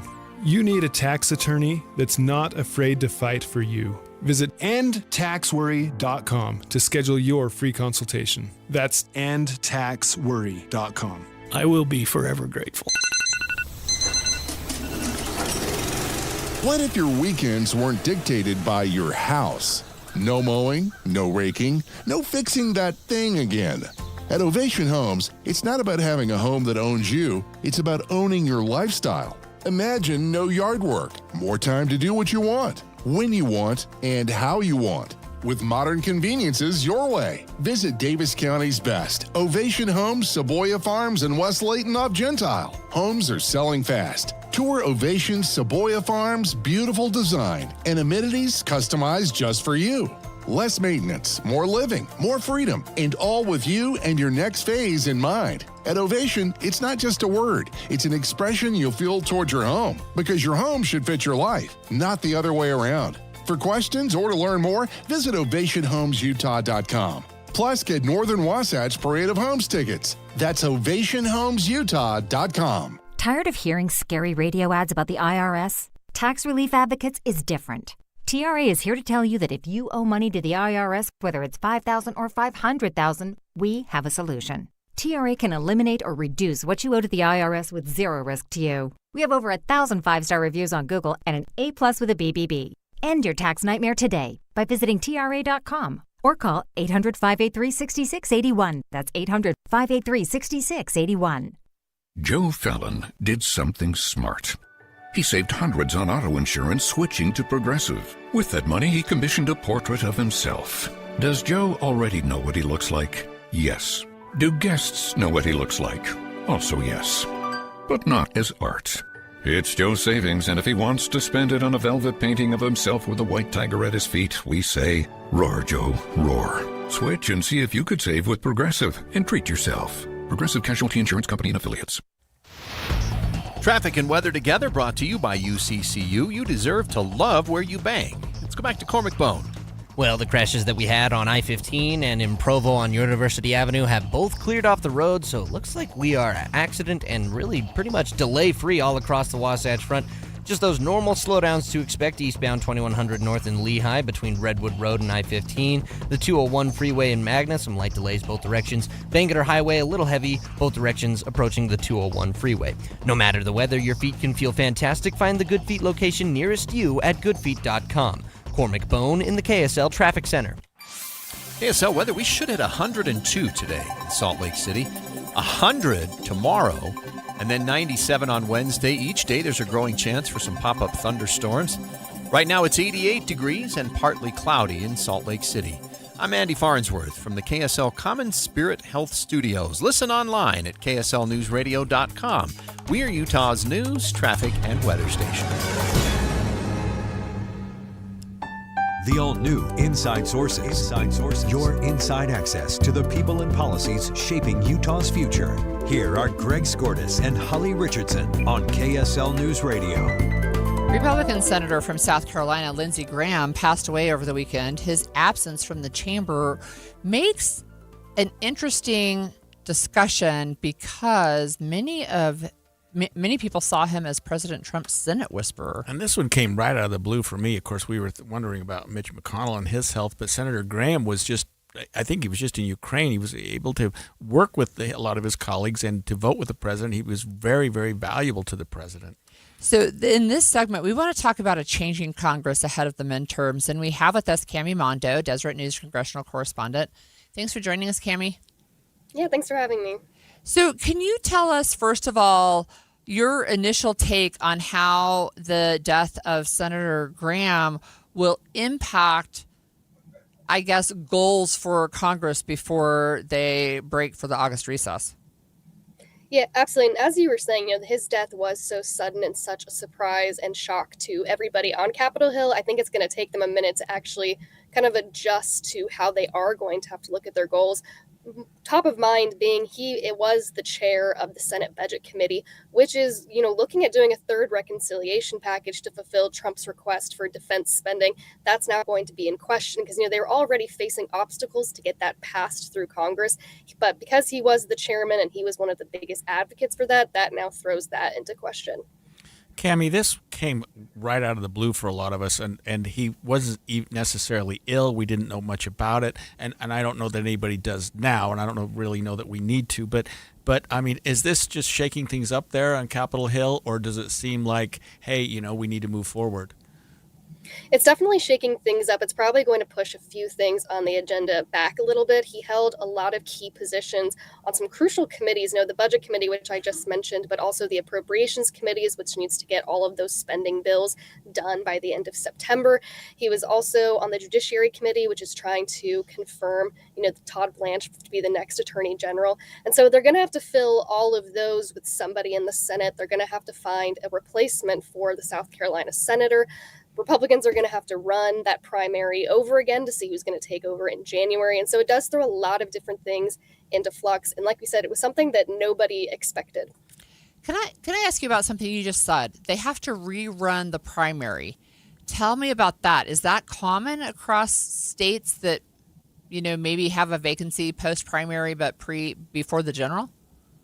It seems that South Carolina law does have it all laid out. So while the governor is expected to announce an interim who can replace Graham immediately for the rest of his term, which ends in January, they're going to have to schedule another primary to have the Republican nominee for the November ballot. And so maybe it would be different if Graham wasn't up for re-election this November. Maybe there would have been a little bit more time. But because he was on the ballot for this November, they're going to have to run a new primary before August 11th under state law. Wow.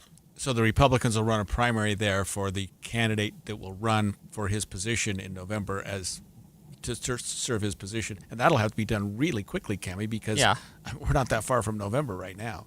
Well, she said before August, August sending 11th. Republicans into quite a scramble there to find a replacement. So you wrote an article about the 4 fights Congress faces before the midterms. Do you want to break those down for us? Absolutely. And there's, these are 4 of the biggest fights right now. Obviously, there are a lot more happening behind the scenes, but there are a lot of things that they're coming back to this week that they're going to try and finish before they go home for the August recess. As we've, said before, they go home for the entire month to go campaign. They have the NDAA, which is the National Defense Authorization Act, which outlines the budget for the Pentagon. That typically is a bipartisan bill that passes with massive support every year. But right now it's getting kind of caught in this Save America Act drama that we've seen a lot. And that's going to be trying to put on the floor again this week. But the House has already been having to cancel votes almost every week because they can't get over this internal rebellion over the Save America Act. What's next? So we also have just the appropriations, which I was kind of hinting at earlier. They have to get those 12 appropriations bills done before October 1st, which is when the new fiscal year starts up. And so that's always a struggle that they can never really get finished on time. I don't think they've gotten it done on time since 1996. Usually they have to do a CR or they enter a shutdown. So that's something that appropriators are still working through. We also have the FISA fight that's still going on. FISA expired earlier this year, and we still haven't seen any movement for that to be reauthorized, which is a key, government surveillance bill. And so that's been dark now for a little bit.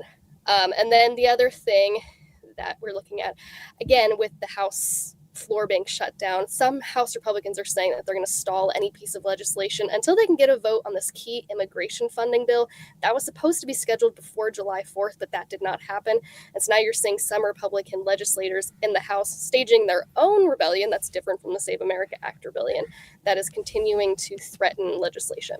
Cami, I think you mentioned this, but when would the Senate normally break had none of this been occurring?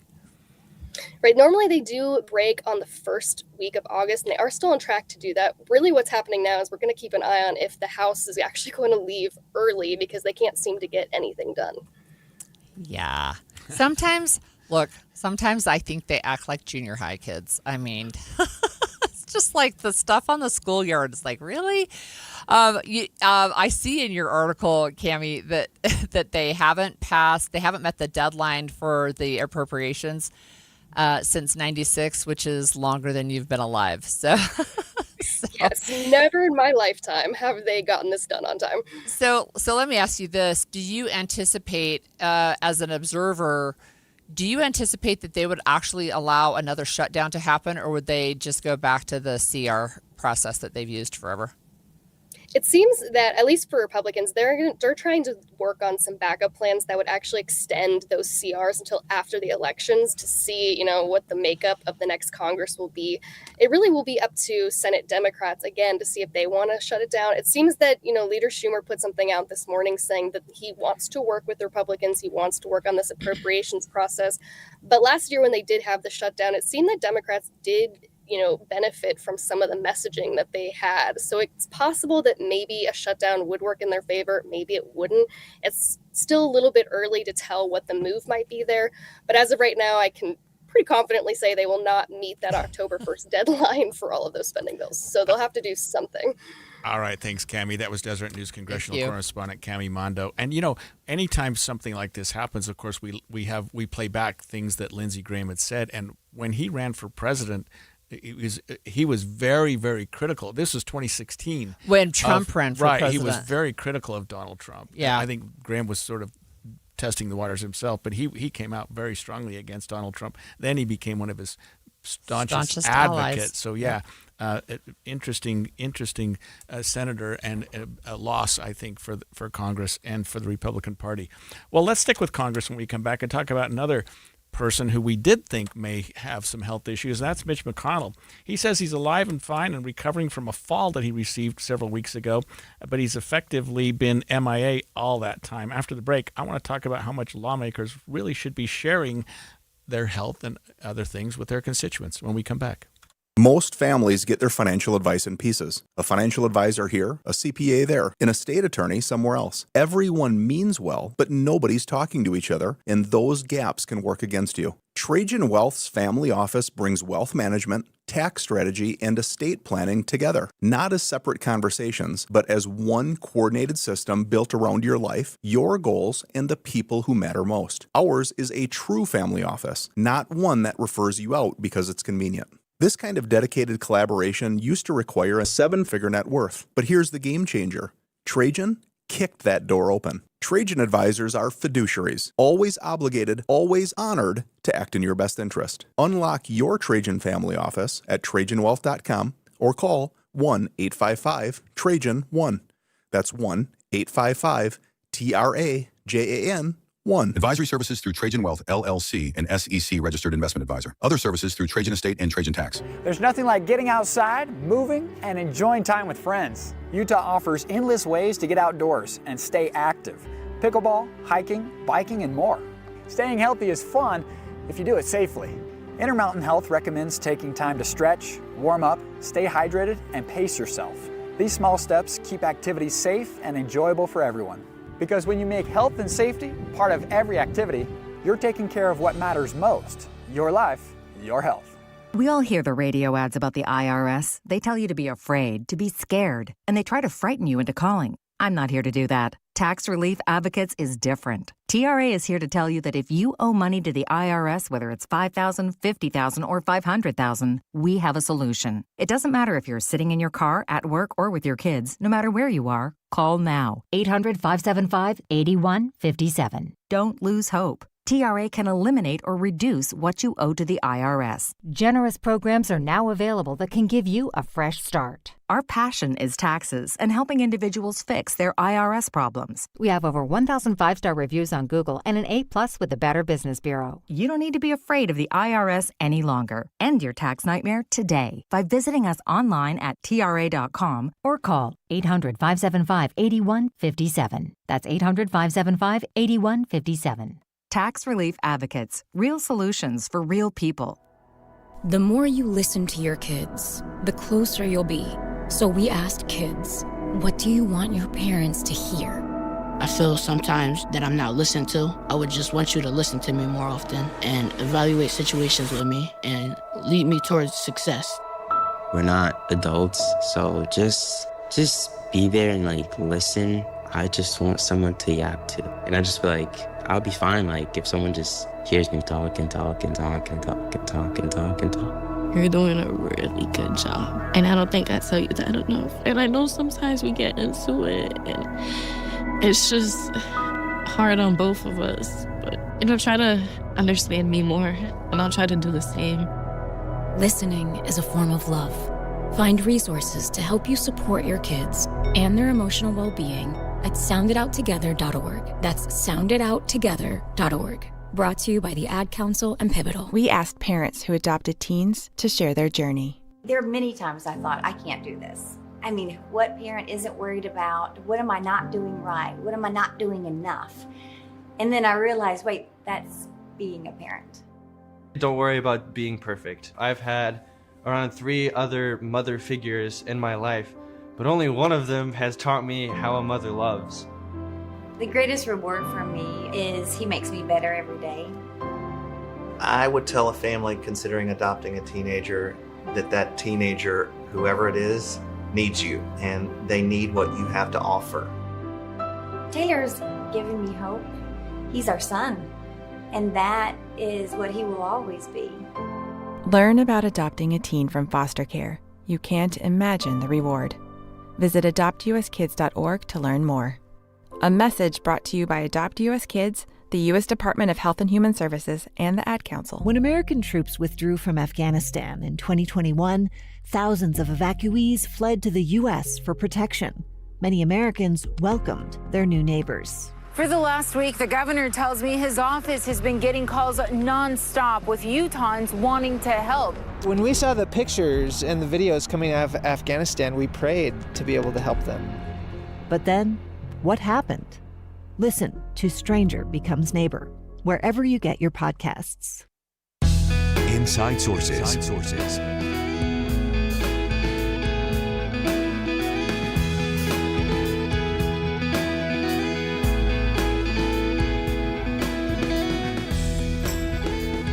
Well, several members of Congress have gone missing over the past few weeks, and they've now returned, I think. Well.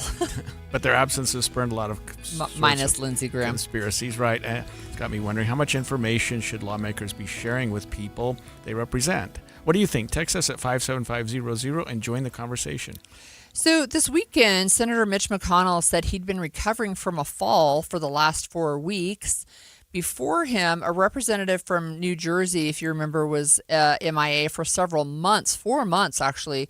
And when he came back, he said he was being treated for depression.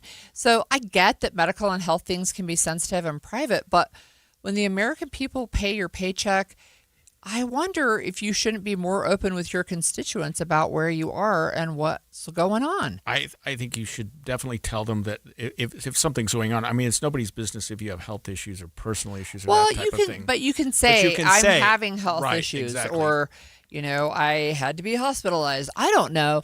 I you don't want to be hiking the Appalachian Trail, right? I mean, do you remember that one? No. Oh, the governor. Now I can't remember the state, but he was absent and people couldn't find him.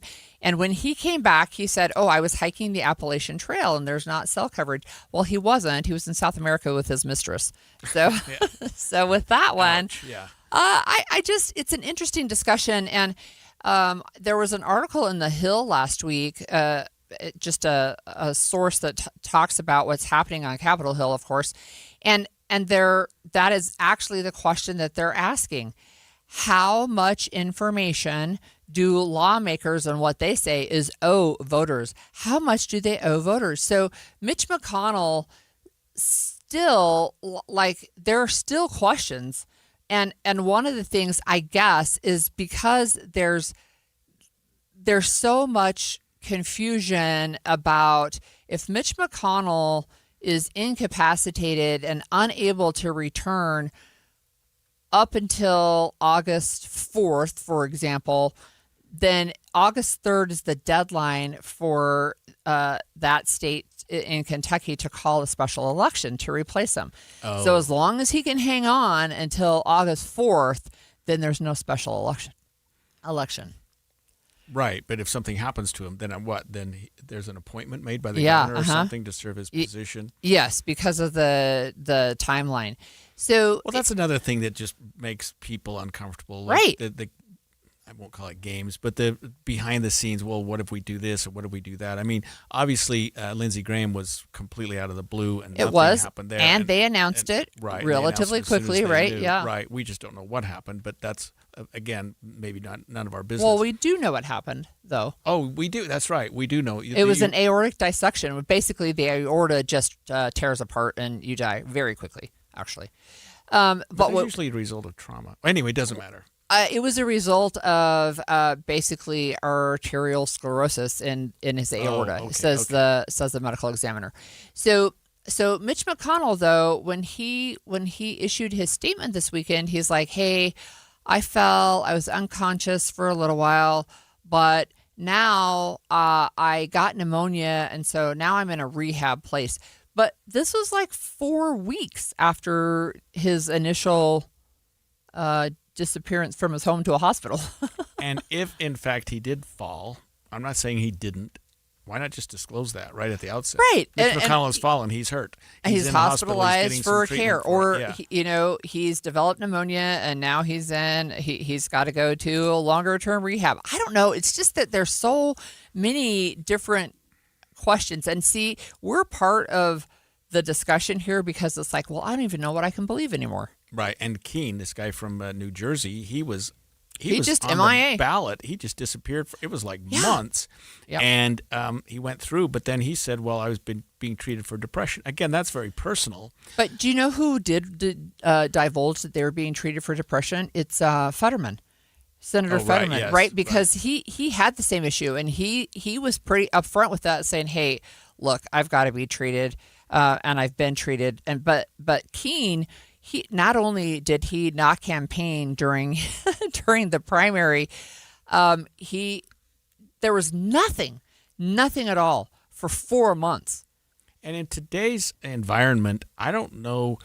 I would say I don't feel, I should say, that being treated for depression is anything to be embarrassed about. I mean, it happens to hundreds of thousands of Americans. We all know people who have that condition. It's not like he's being treated for alcoholism or something else, which, again, is not a problem. I shouldn't have even mentioned Well, I remember that. Betty Ford, right? Yes, she even brought that to the forefront and saying, look, there's a center now with her name.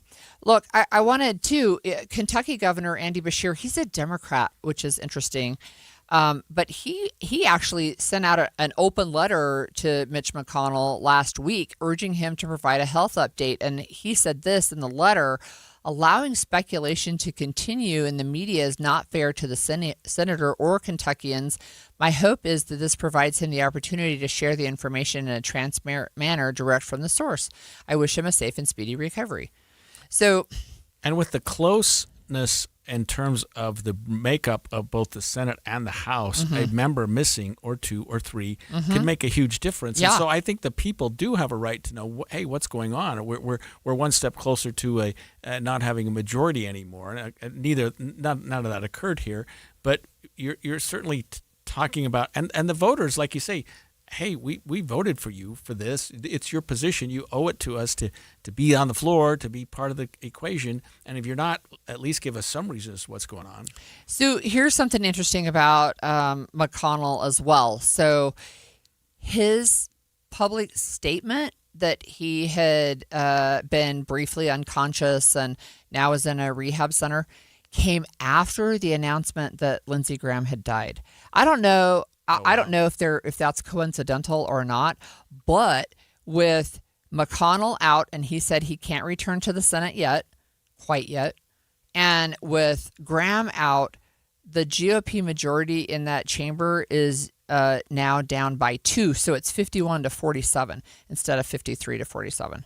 Yeah, and with respect to McConnell, he had some moments that almost looked like he was having a mini stroke or something. I'm not saying he did, but he would almost just where he would freeze phase out for a while. Yeah, and so people were probably concerned for good reason. And so when he went south for whatever period of time, 4 weeks, I think people have thought, well, is something that's gone on from that? Or was his fall related to that? Do you know what I mean? Yeah, and we do have a texter that's weighed in and said still no one's seen Mitch McConnell in public or in person. And I agree with that, right? We don't have proof of life, as they say. Yeah, I mean, there's a picture of him in a hospital bed, it looks like, with his wife or something. Yes, and there's also people who are saying that's AI generated. So I don't know. Who knows, right? So Senator McConnell has had a history of health problems. He had polio when he was younger, and he has acknowledged for a long time that he has difficulty walking upstairs, and even sometimes just with walking.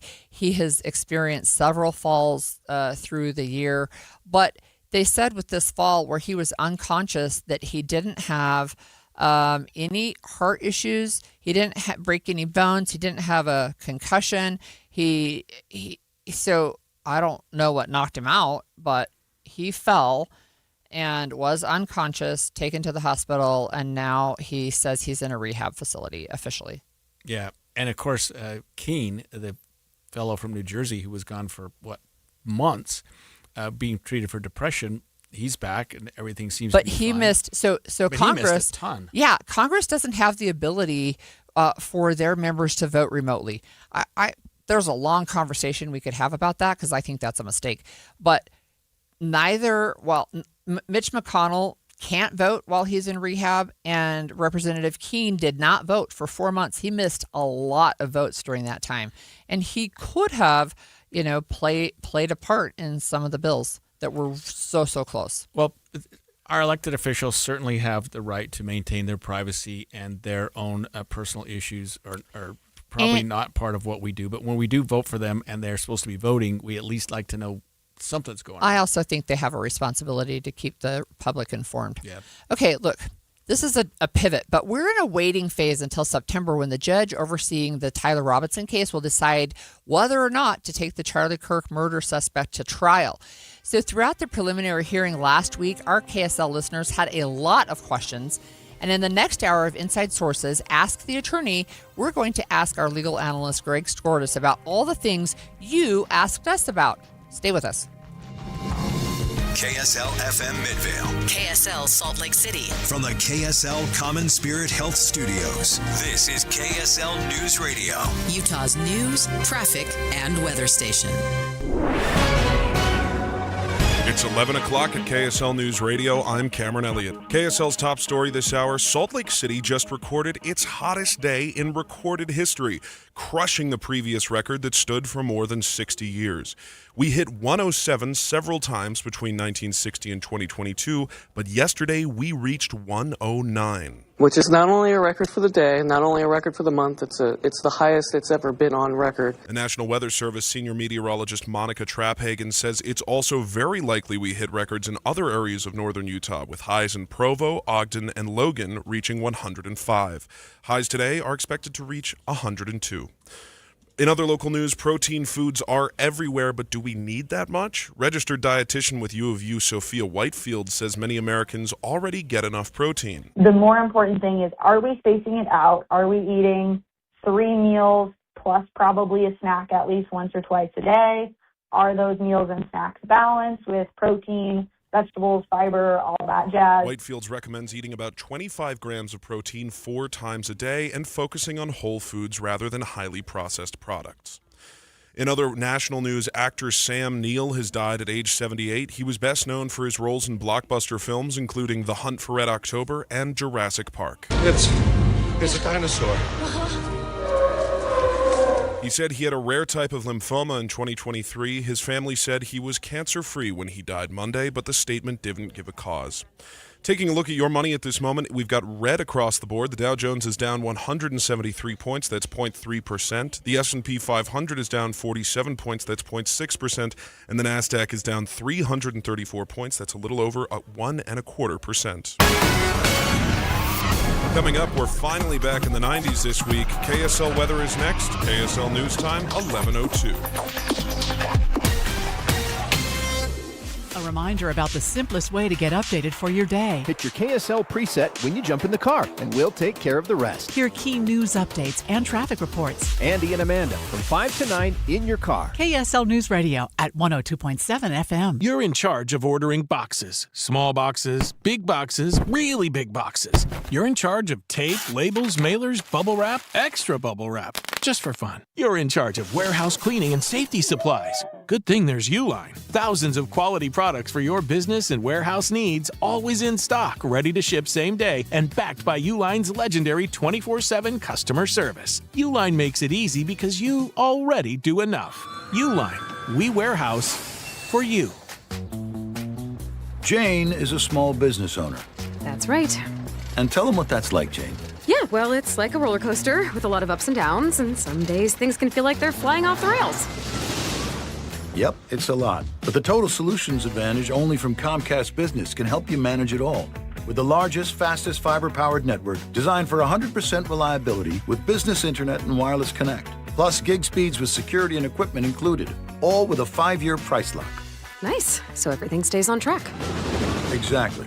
The Total Solutions Advantage. Get started for just $60 a month for 12 months when you add wireless connect to a qualifying internet package. No one does business like Comcast Business. Limited time offer. Restrictions apply. New customers only. 1-year agreement, paperless billing, and automatic payments with bank account required. $60 offer requires 300 meg internet, security edge, and additional qualifying service. Equipment, taxes, and fees extra. Stolen Voices of Dole Valley, a gripping new podcast about a serial killer you've probably never heard of, Warren Forrest. If he had dumped 2, you would have thought maybe there's another one. But now a witness, identified in the podcast, could lead investigators to Jamie Grissom. Binge Stolen Voices of Dole Valley wherever you get your podcasts and hit that subscribe button so you don't miss the latest breaking news in the case. Traffic and weather together brought to you by UCCU. You deserve to love where you bank. Here's Cormac Bone. I-15 still running clean and clear. No accidents or delays between Ogden and Provo. Really all across the Wasatch Front looking really good. Just normal slowdowns to expect. The Mountain View corridor a little slow. Both directions, light and scattered delays in Daybreak. And we also have the regular delays on SR 193, and that's scattered all throughout Davis County. I'm Cormac Bone in the KSL Traffic Center. Highs are going to remain in the low hundreds until Wednesday when it finally breaks back into the 90s with a chance of rain. In fact, high 90s with a chance of rain is going to be the case clear through into the weekend. Right now, though, it's 88 degrees and partly cloudy downtown. I'm Cameron Elliott from the KSL Common Spirit Health Studios. Listen online at kslnewsradio.com. We're Utah's news, traffic, and weather station. The all-new Inside Sources. Inside Sources. Your inside access to the people and policies shaping Utah's future. Here are Greg Skordas and Holly Richardson on KSL News Radio. The preliminary preliminary hearing for Tyler Robinson is now on pause. The judge overseeing the case is waiting for another round of arguments in September before deciding whether or not to take the Charlie Kirk murder case to trial. And the hearing was live streamed all last week on KSL's YouTube channel, and you all chimed in with a lot of questions and comments. So today we're launching a new segment called Ask the Attorney, and over the next half an hour or so, our own KSL legal analyst is going to answer some of your questions. I hope. So we'll see. For this discussion, we're joined by Michael Hauk. He's our YouTube specialist here at KSL. Michael, good to have you in studio with us today. It's good to actually finally be live on radio for once. Yeah, there you go. Yeah. All right, so let's hear. I mean, you may have some questions of your own. This was certainly an involved preliminary hearing. It was 5 days, and a lot went on. I've, of course, done hundreds, literally, of preliminary hearings, both as a prosecutor and as a defense attorney. So I think I can probably figure out some of the questions and hopefully get some of your answers. Yeah, and like I said, I compiled a bunch of them from YouTube from last week. It was one of the more crazier ones. I covered a lot of them in my 8 years here at KSL, so I've seen a bunch, and this one's really odd.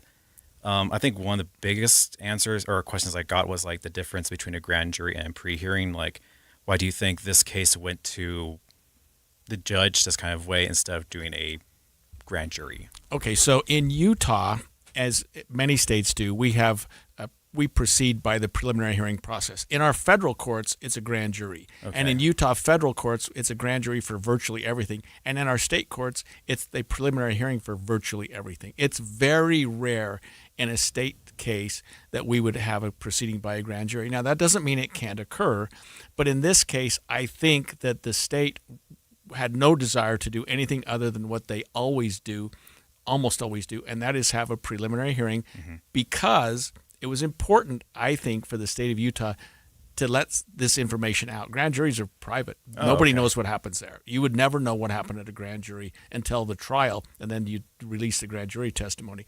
But in this case, I think the state felt, and everybody felt, that the more the public knew about this case, the better. Yeah.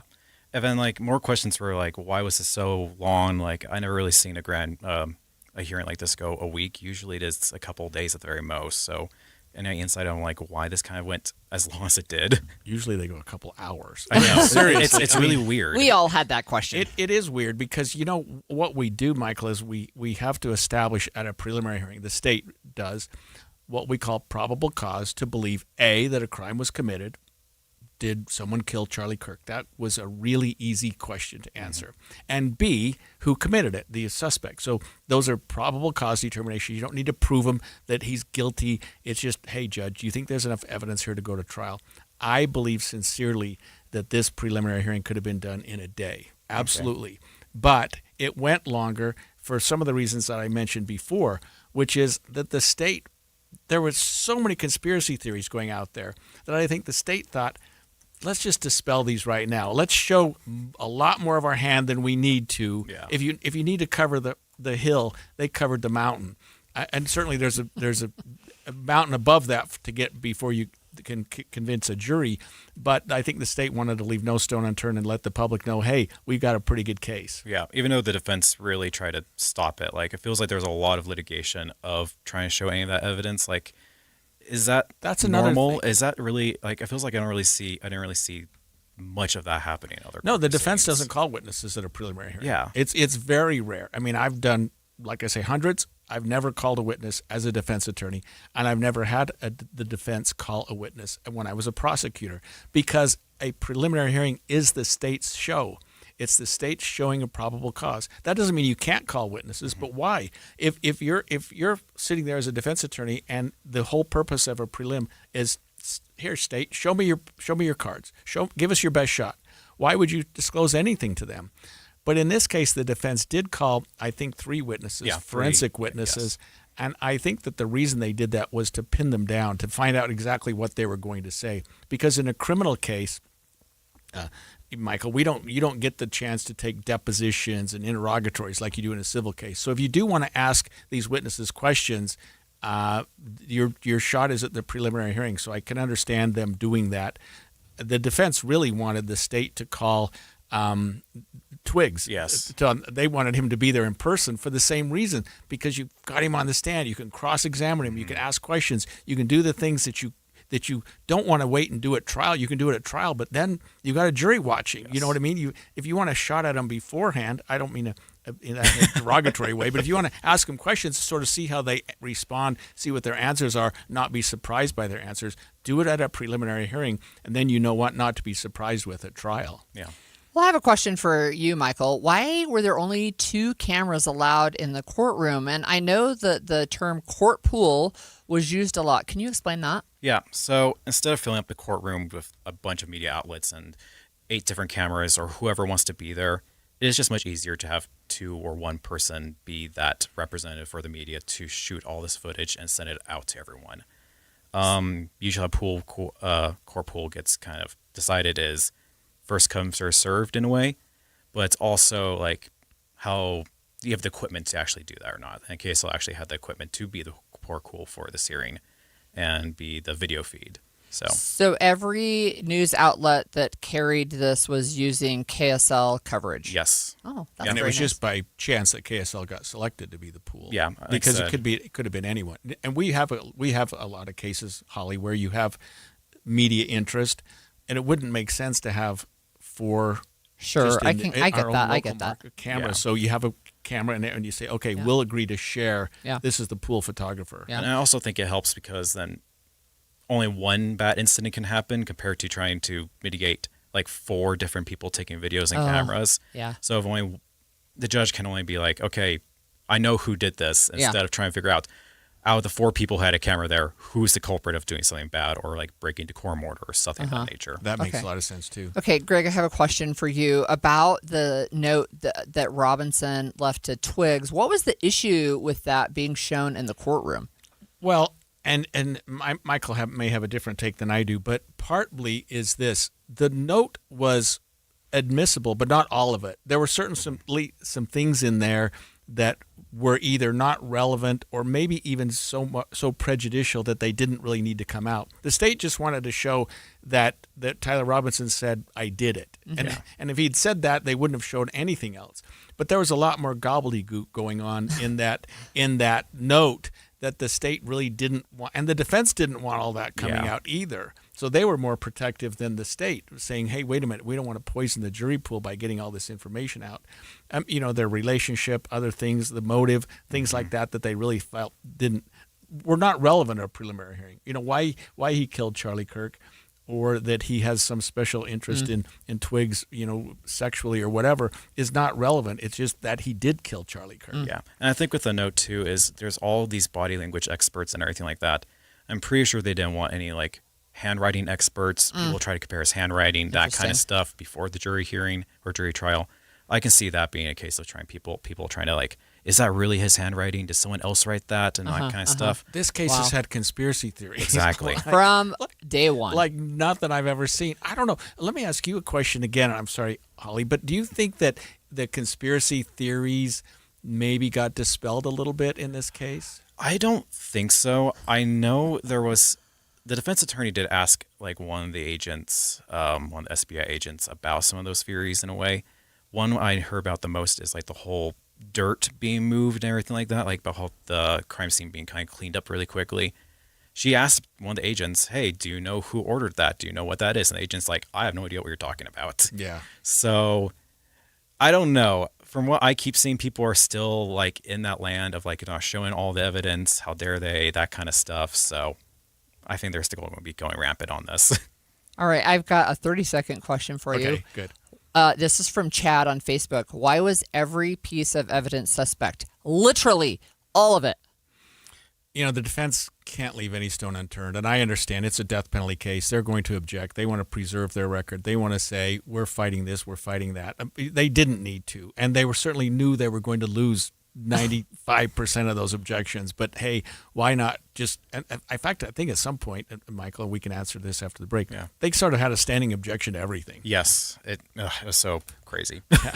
Well, we come back. We still have a lot of questions left. Do you mind sticking around? Yeah, of course. All right. We'll be right back after this.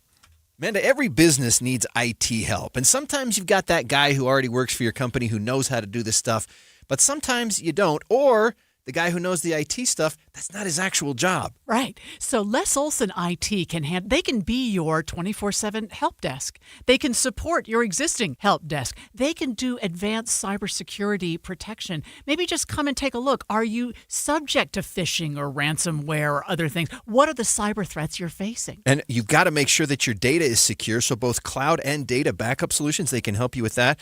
Plus, everybody's got to use a computer. That's where hardware comes in, infrastructure support. You don't have to know all this stuff because Les Olson IT knows it. And most of the time, they can help you fix whatever's going wrong remotely, just off your computer. Plus, of course, they have copiers and printers. They always will at the very best price. Les Olson IT is your trusted local IT partner. They've been in business for 70 years, and they've got 9 locations from Logan to Las Vegas. Find out more at lesolson.com. I'm back to doing what I love and more. Thanks to the Good Feet store. Does it feel like someone's stabbing a knife into your heel? Or does your lower back give you problems as the day goes on? The Good Feet store wants to help you, like we helped Ann. Every time I stood up, pain just shot up my legs. Fortunately, I found the Good Feet store. I went to them after my doctor diagnosed me with plantar fasciitis. And now, thanks to the Good Feet store, I'm 100%. Wouldn't it be nice to get back to doing what you love, like Patrick did? I was in constant pain. Somehow my fiance and I found our way into the Good Feet store. Put my foot on the arch support system. I put them in my shoes, my back, my knees, my ankles. Thank you. Thank you, everybody at the Good Feet store. You gave me my active life back. Learn more or schedule an appointment at goodfeet.com and come in and get your free personalized fitting at the Good Feet store. We have locations in Farmington, Riverton, and Sandy. Thanks to the Good Feet store. I can't believe how spotless my floors look after using the Swiffer Power Mop. No more dragging around a heavy mop and messy bucket. Now I get the same deep clean without all the work. Thanks to the powerful solution and scrubbing pad of the Swiffer Power Mop, dirt and grime don't stand a chance, and I don't break a sweat. Mic drop. Mop drop. Swiffer Power Mop. Swiffer Power Mop. A smarter way to mop. Try it or your money back. Veterans and active duty service members, when your call to service ends, your mission doesn't have to. Go from GI to IT in just a few months at My Computer Career. Prepare for a high-demand career in cybersecurity, protecting people, systems, and institutions from real cyber threats. Cyber warriors are needed now. Will you answer the call? Go to mycomputercareer.edu/CWP to learn more. That's mycomputercareer.edu/CWP, an elite CompTIA certification partner. VA education benefits are available to those who qualify. Hey Utah, Jimmer Fredette here. You remember Jimmermania? When the building got loud, the tempo sped up, and you could feel something special was about to happen? That's the same kind of energy you get behind the wheel at BMW of Pleasant Grove. Quick acceleration, sharp handling, total control. Whether you're hitting I-15 for work, making the school run, or heading out for the weekend. Because great driving is like great basketball. Quick decisions, smooth moves, and confidence when it matters. And if you know my game, you know that I love the three-pointer. Catch it, rise up, let it fly. In a BMW, it's the same feeling. Smooth, precise, and dialed in. Like you're pulling from deep, and you know it's money the second it leaves your hand. The crew at BMW of Pleasant Grove makes the whole process easy too. No pressure, no runaround. Just a premium experience from shopping to financing to service that has your back for miles. So if you're ready to upgrade your drive and bring that game day energy to every day, visit BMW of Pleasant Grove or online at bmwofpg.com. BMW of Pleasant Grove. Drive elevated. Any Hour Services can make sure your AC keeps you cool this summer. Whether you need a tune-up, repair, or just a second opinion about replacing it, call Any Hour Services or visit anyhourservices.com. Before a disaster turns your family's world upside down, it's up to you to be ready. Get a kit. Make a plan. Be informed. Learn how at www.ready.gov. Brought to you by the Federal Emergency Management Agency and the Ad Council. Everything to my back is dark. High in the alpine wilderness. The ridgeline is imposing, the escarpments, the drops. A place where survival, it's dark now, I have nothing, is never certain. In 2011, an Australian hiker vanished. Did he really make a wrong turn, or did he decide that he was done? You have done this walk too, but this is your backyard. The mountains have decided to keep him. Find and follow the podcast series Uinta Triangle, wherever you get your podcasts. And expanded Inside Sources. Ask the Attorney. We have some special coverage today on Inside Sources. So our resident attorney Greg Skordas is answering many of the questions you've sent us over the last week on the Tyler Robinson preliminary hearing. We're also joined in studio still by Michael Hauk, KSL's YouTube specialist, who tracked your questions real time as KSL streamed that. So I wanted to ask you these questions, Greg, and this is these are coming from some of our Facebook respondents. So Susan on Facebook wanted to know, when Tyler Robinson turned himself into the police, did he give a statement when he turned himself in? He gave a statement apparently to a lot of people, not only to his father. He gave a statement to I think he actually spoke to Twiggs after he gave a got statement to Twiggs. And so, but I don't know that he gave a sit down and Mirandized confession, or at least if he did, that didn't come in. But he certainly gave a statement to a lot of people that are being used, including the one we heard from Twiggs at the preliminary hearing. So he may have been told, don't talk to anyone, let's go turn yourself in. But he'd given at least 3 statements by then. Yeah, I think when the witnesses were speaking at the pre-hearing, they just kind of said that he kind of turned himself in and he didn't really talk much after that. So Right. Interesting. So another question from Facebook. This one comes from Tracy, and they're asking, can you inform us why Charlie's personal items were very quickly discarded and not preserved for evidence? I don't know if that's true. I don't know if that's true. I think that's one of those things that we haven't really heard about. I think it's something about, I think the biggest question we had is why not a lot of evidence is being shown yet. And I think that's getting a lot of people getting these conspiracy theories or getting asking more questions. I agree with Michael. I don't think that's true. I mean, if he had a watch and ring and wallet, I mean, maybe you give it to Erica because it's not evidence. But in terms of turning over his property, they wouldn't have done that unless it has no evidentiary value. And a lot of that doesn't have any evidentiary value. I don't remember anything in the last week's hearing of them saying we destroyed this evidence or we got rid of it. I think it's just hasn't been brought up yet. Right. That's my guess. Interesting. So another question along those same lines, and we heard it a little bit from what you were saying earlier, Michael, is why wasn't the crime scene preserved so that the dirt couldn't be dug up and pavers were laid down? That happened pretty quickly. Yeah, that was another thing that the defense asked one of those agents, because apparently, and that's another theory going on, is why was everything cleaned up so quickly and everything like that? But so quickly is sort of a relative term. Yeah, I know. I mean, and they weren't going to leave it until July of 2026. I mean, you photograph it. I mean, I've gone to homicide scenes in restaurants and bars, which happen a lot, and they don't shut the place down for a week. You know what I mean? They take the pictures, they scan everything, they allow it to be, maybe 24 or 48 hours, but I don't see any reason. This wasn't a complicated scene by any means. It might have been shut down for maybe 2 days or so at the very most. Which, if you can imagine technology, police would have had every opportunity to diagram every inch of it in that time. So I don't think it was a short turnaround. I don't think so either. It's also a school. It's a public university too, and it was the beginning of the school year. People were doing classes.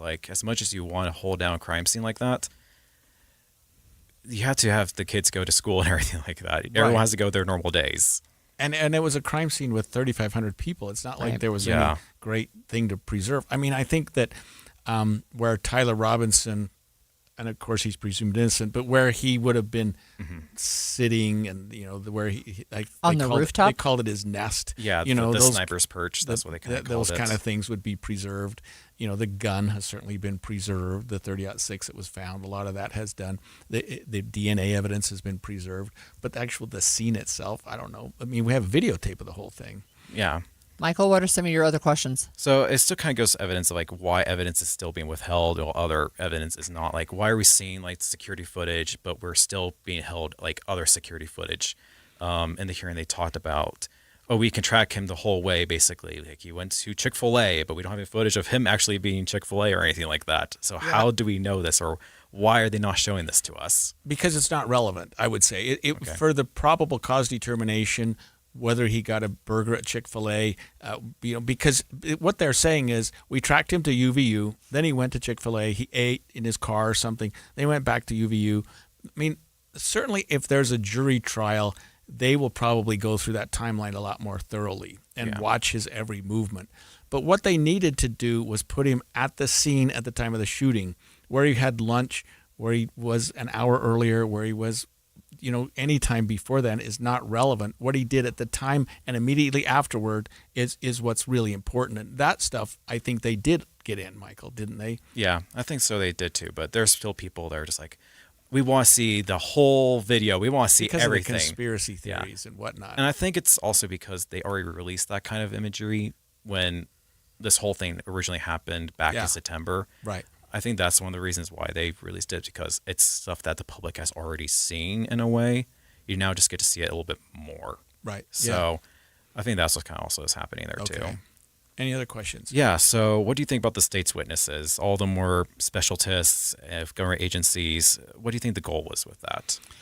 Well, I mean, you're certainly looking at not necessarily small town, but the Spanish Fork Police Department and UVU law enforcement. Mm-hmm. We don't think of our college law enforcement as being the top of the line, but they did a great job, and they are top of the line. Really, we do a good job in Utah with our college. But it's not the FBI that has a person at every law enforcement agency. So I thought that the investigators did a very thorough job. The two that came out of the shoot the first couple of days were thorough. They did their job. They did what they thought was right. They established the probable cause that was necessary. And frankly, if you look at this case in the big picture, you have maybe a confession. I mean, I don't know that a lot of that stuff's going to be relevant except for the conspiracy theories, but I think the state buttoned that up pretty well. So I think overall law enforcement in this case really did a very good job. I covered the Lori Vallow and Chad Daybell trials up in Idaho, and that was a small town up there. Those cops were incredible. Yeah, they were right on top of it. So our law enforcement community in this country, rural, whatever you want to say, there's some really sharp people out there. Yeah, and I'll give the defense of this. They did ask some questions to those agents of things that they weren't prepared for, I think, or some just irregularities of just like, I think she asked the UVU officer, hey, there was another person with you that had a gun and a badge. Do you know who that person is? And the officer's like, I don't know who that person was actually. It was just like, they did a really good job of trying to figure out things that they could not answer to make it seem like the investigation wasn't buttoned up. Right. How many clouds were in the sky that day? Oh, I don't know. I didn't look. Exactly. Well, don't you think you should have?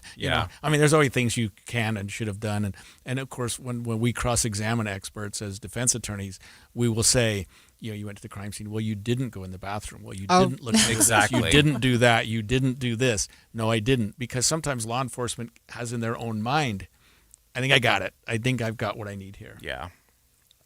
All right. I'm going to see if we can do a lightning round because, man, we have a lot more questions to get through. So we have a question from Facebook. Again, this is from Marcy. Can the judge decide to take the case to trial earlier than September 1st? So he probably could have done it Friday afternoon at 5 o'clock. They were asking for that, actually. Yeah, I think everybody wanted that. But he set the rule. I mean, certainly he can come back and say, hey, you know what, I've thought this over. You don't really need that much time. But he gave everybody the opportunity.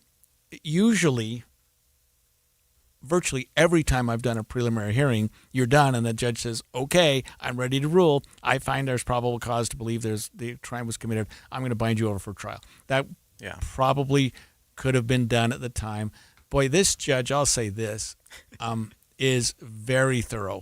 And he's making sure to give the defense every opportunity they have so that he does not have to face an appeal. He'll face an appeal, but face a Supreme Court that says, hey, you should have done that. So I think he's going way out of his way to accommodate the defense here so that they don't have issues on appeal. He could have absolutely decided it Friday at 5:01. Okay, so we have more questions. We're going to do one more segment on Ask the Attorney, so stay with us over this break. It's 11:30 at KSL News Radio. I'm Cameron Elliott. KSL's top national story this hour from ABC News. The Trump administration is taking additional steps to prevent people living in the U.S. illegally from using the nation's banking system. ABC's Chuck Sievertson has more. A group of financial regulators is issuing guidance intended to remind banks and other financial institutions of their Know Your Customer requirements with respect to credit risk management and borrowers not authorized to work in the U.S. The agencies are the Office of the Comptroller of the Currency, the Federal Deposit Insurance Corporation, and the National Credit Union Association. They say banks should remember that people in the U.S. illegally may not be able to repay a loan because of deportation. In local news, power outages are plaguing Utah residents as temperatures reach record highs. Power companies say their equipment isn't built for this prolonged heat. KSL News Radio's Brianna Willis reports. It's not that the power grid is being overloaded, the equipment is overheating in the weather. In a statement to KSL, Rocky Mountain Power spokesperson Jonna Whiteside says it's mainly their transformers and fuses that are breaking, but they have crews out doing repairs. The outages have been affecting areas all up and down the Wasatch Front and one large outage in Cedar City. Whiteside says they update their power app outage every 10 or 15 minutes and encourage their customers to check the site for updates. Taking a look at your money at this moment, we've still got red across the board. The Dow Jones is down 148 points. That's over 0.25%. The S&P 500 is down 51 points. That's nearly 0.7%. And the Nasdaq is down 357 points. That is 1.3%. Coming up, we've got storms on the horizon. KSL weather is next. KSL News Time, 11:31. The sources where we get our news matters. When you listen to Utah's Morning News, we want you to feel the stories are important to you and trustworthy. This is Amanda Dixon. And I'm Andy Farnsworth. Join us weekday mornings on KSL News Radio. My friend Joey loves to use old familiar sayings. You know what they say? The problem is, don't look at a gift horse because you can't make them drink. He gets a lot of them mixed up. People who live in glass houses, here it comes, shouldn't cry over spilt milk. There are also a lot of sayings in the financial world, like, you'll pay lower taxes in retirement. But for many people, it's just not true. You may have done a great job saving in that 401k or IRA, but Uncle Sam is ready to grab a big portion of that money. The team at Galileo Wealth Management can help with strategies that you can start now to lower your tax bill in the future. More for you and less for Uncle Sam. Or as they say, an apple a day is worth two in the bush. Get the facts on your tax bill in retirement. Call Galileo Wealth today at 385-247-7000. It's 385-247-7000 or online at GalileoWealth.com. And remember, a stitch in time keeps the doctor away. It does, you know. Get in the zone, AutoZone. The sounds of summer. They're great until they're not. Luckily, AutoZone has free battery testing and charging. Let me check that for you. To help make a rough moment smooth. Don't miss the Celebrate Free event at AutoZone. Free products with select deals until July 27th. And free services every day. Restrictions apply. Get in the zone, AutoZone. This is the story of the one. As a maintenance engineer at a beverage manufacturing plant, he starts his day knowing every line is ready to run because Grainger delivers the industrial-grade products he needs to keep mixers, conveyors, and packaging equipment moving. With Grainger's vast selection of bearings, belts, and motors, he keeps operations running smoothly, so nothing grinds to a halt. Call 1-800-GRAINGER, click Grainger.com, or just stop by. Grainger, for the ones who get it done. Jeff Kaplan here with Bonnie from Salt Lake City Fat Loss. Bonnie, tell us why Salt Lake City Fat Loss is the preferred weight loss program in Utah versus other weight loss programs that offer pills or injections. Our program is the #1 natural alternative to drugs or injections, and for those who want to lose fat and not muscle. People are spending hundreds of dollars on these injections that are giving them slower weight loss, where our program is a fraction of the cost, and they're losing twice the amount of weight. Can people lose weight fast on the program? Most of our clients lose 20 to 30 pounds in about a month or two. But the biggest thing is they're learning the skills to keep the weight off. What are some of the things about the program that sets it apart from other weight loss programs? It's very easy to follow, and we use regular grocery store foods. There's no heavy exercising required, and you get a personal health coach to help you every step of the way. I chose the SLC Fat Loss Program along with 70,000 people across the U.S. It's offered exclusively in Utah at Salt Lake City Fat Loss. Schedule your free consultation online at slcfatloss.com. Traffic and weather together brought to you by UCCU. Learn how to save more this summer at UCCU.com. Here's Cormac Bone. I-15 looking really good all across the Wasatch Front, but we do have a little bit of issue getting off of I-215's west belt. Southbound at 700 North. On the off-ramp, there's a disabled vehicle. Looks like they're off in the right shoulder, so just give them the space as you get off the freeway there. And we also have some closures to look out for coming up tonight. There will be no access on the transition ramps from I-80 to I-215's west belt. Whether you're west or eastbound, you cannot get onto the 215 starting tonight at 8, and that will end Wednesday at 5 in the morning. I'm Cormac Bone in the KSL Traffic Center. It's going to stay in the hundreds until Wednesday when it finally dips back into the 90s with a 30% chance of thunderstorms. It's going to stay in the high 90s with a chance of storms clear through the weekend. Right now, though, it's 88 degrees and fair in downtown Salt Lake City. I'm Cameron Elliott from the KSL Common Spirit Health Studios. Listen online at KSLNewsRadio.com. We're Utah's news, traffic, and weather station. The all-new Inside Sources. Inside Sources. Your inside access to the people and policies shaping Utah's future. Here are Greg Skordas and Holly Richardson on KSL News Radio. We're continuing our Ask the Attorney special coverage here on Inside Sources, answering some of the many questions you've sent us over the last week on the Tyler Robinson preliminary hearing. And are still joined in studio by Michael Houck. Thanks again, Michael, KSL's YouTube specialist. So he not only did he track your questions, but he streamed the entire preliminary hearing, saw it all. So, Michael, what are some additional questions you've got for Greg? I guess, what's the most abnormal thing you saw in this hearing or heard about this hearing? That's something like we don't really see in normal pre-hearings, I guess. The extent of the evidence. Okay. I mean, the fact that this was so involved, that there was so much evidence. Like I said at the outset, if I was a prosecutor, I could have done this prelim in one day, literally one day. Put the medical examiner on, put the investigative officer on, put Lance Twiggs on. You've got it. Yeah. He was killed. He was killed with a .30-06, and he confessed to it. That's pretty much strong evidence. But what surprised me about this case was just the amount of evidence that came out and the defense calling witnesses. You don't see that. You just don't see that. But they're trying to pin some things down. So this case has a life of its own. It's like no other case, maybe in our history. I can think of one or two that are big like this. But this is a case that really, I think, I'll say one other thing. I hope I don't get in trouble, but I think that there's always room to negotiate. There's always room to see, is there a way to resolve this case? I'm not saying this case is going in that direction. Yeah. But maybe the preliminary hearing is the only chance we'll get to hear the evidence. If there's that's a plea question. bargain. Yeah, Right. that's a question. Yeah, is the defense trying to convince their own client to, accept a plea deal? Is this kind of maybe the defense even trying to be like, hey, there's a lot of evidence against you. Are you sure you want to go through this?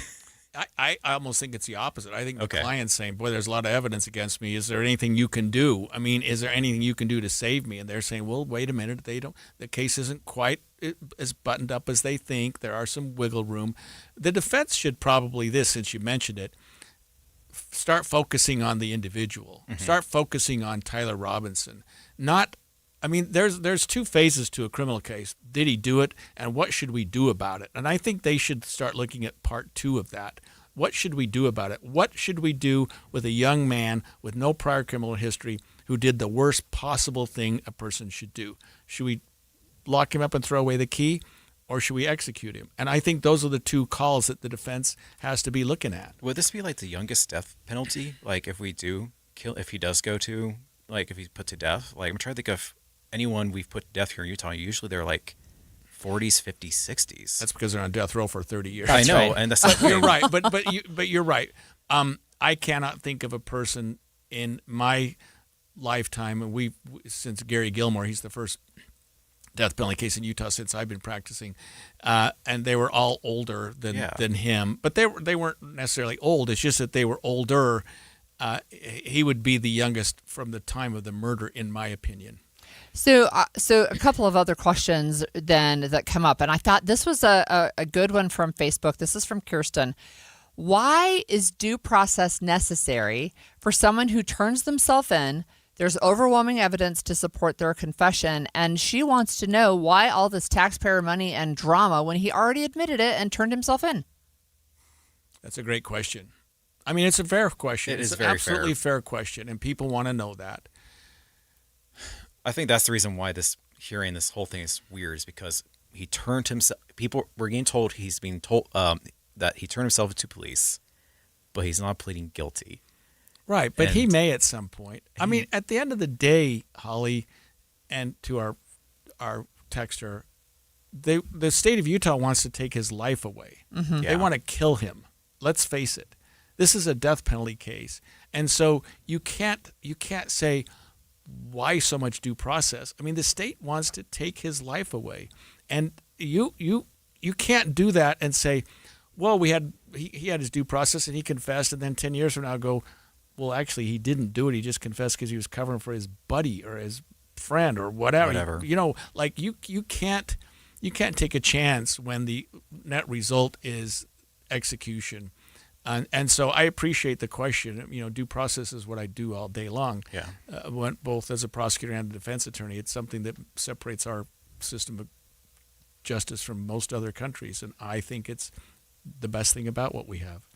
So another question, and this one actually comes from a texter listening right now. So what about the death penalty versus life in prison? Did the preliminary hearing give more credibility to one option or the other, do you think? I don't know, maybe Michael could help me, but I don't think it does, because the preliminary hearing did more to what happened here. Maybe not so much to the callousness of it. Although I would say this, when people saw the video of the actual shooting, even the judge recoiled. I mean, people didn't like that. I haven't watched it. My son's a doctor. He said, Dad, I watched it. It's horrible. You don't need to. It is horrible. I was there. I was in this building when all that was happening. We got all those videos of it coming in. So, I mean, it's awful. I mean, but it's a homicide. It's not a homicide during a sexual assault or a beating or a torture or any of those other things that would have really exacerbated it. Oh, boy, he's a really bad person. But it was a brutal homicide. Yeah. Whoever did it. I mean, it was really bad. So you don't think the preliminary swayed a potential outcome at this point? It's still, in your opinion, it's still going to go to trial? No, I don't. Here's what I didn't like about the preliminary hearing. And this is just the personal note in me, is Tyler Robinson is just a little too smug. You know, he's a little too. If I was his defense attorneys, I'd have had that kid crying. You know what I mean? I would have been saying, but he's like talking to him, and they're kind of yucking it up at times and noogies. I'm just kidding. It never got that far. But I thought, Tyler Robinson, this is your life, Holmes. I mean, if I was his defense attorney, I would have said, you sit there as though somebody's about to take your life away. And because they are. Yeah. Because they are. And that was the only thing that I didn't like. Now, he had great attorneys, and they had their method. And you watched it, so I don't know. But I didn't see him show any remorse. It's also hard to see his face, too, because we have to look at his head, the back of his head this whole time. So we kind of have to go for like our reporters that were there kind of describing it. But I didn't really see him. Boy, if he'd have broke down in tears at some point, so you know. So, Michael, I want you to have the last word. What's your last question for Greg? Well, I guess what questions are still unanswered for you, I guess? Who Tyler Robinson is.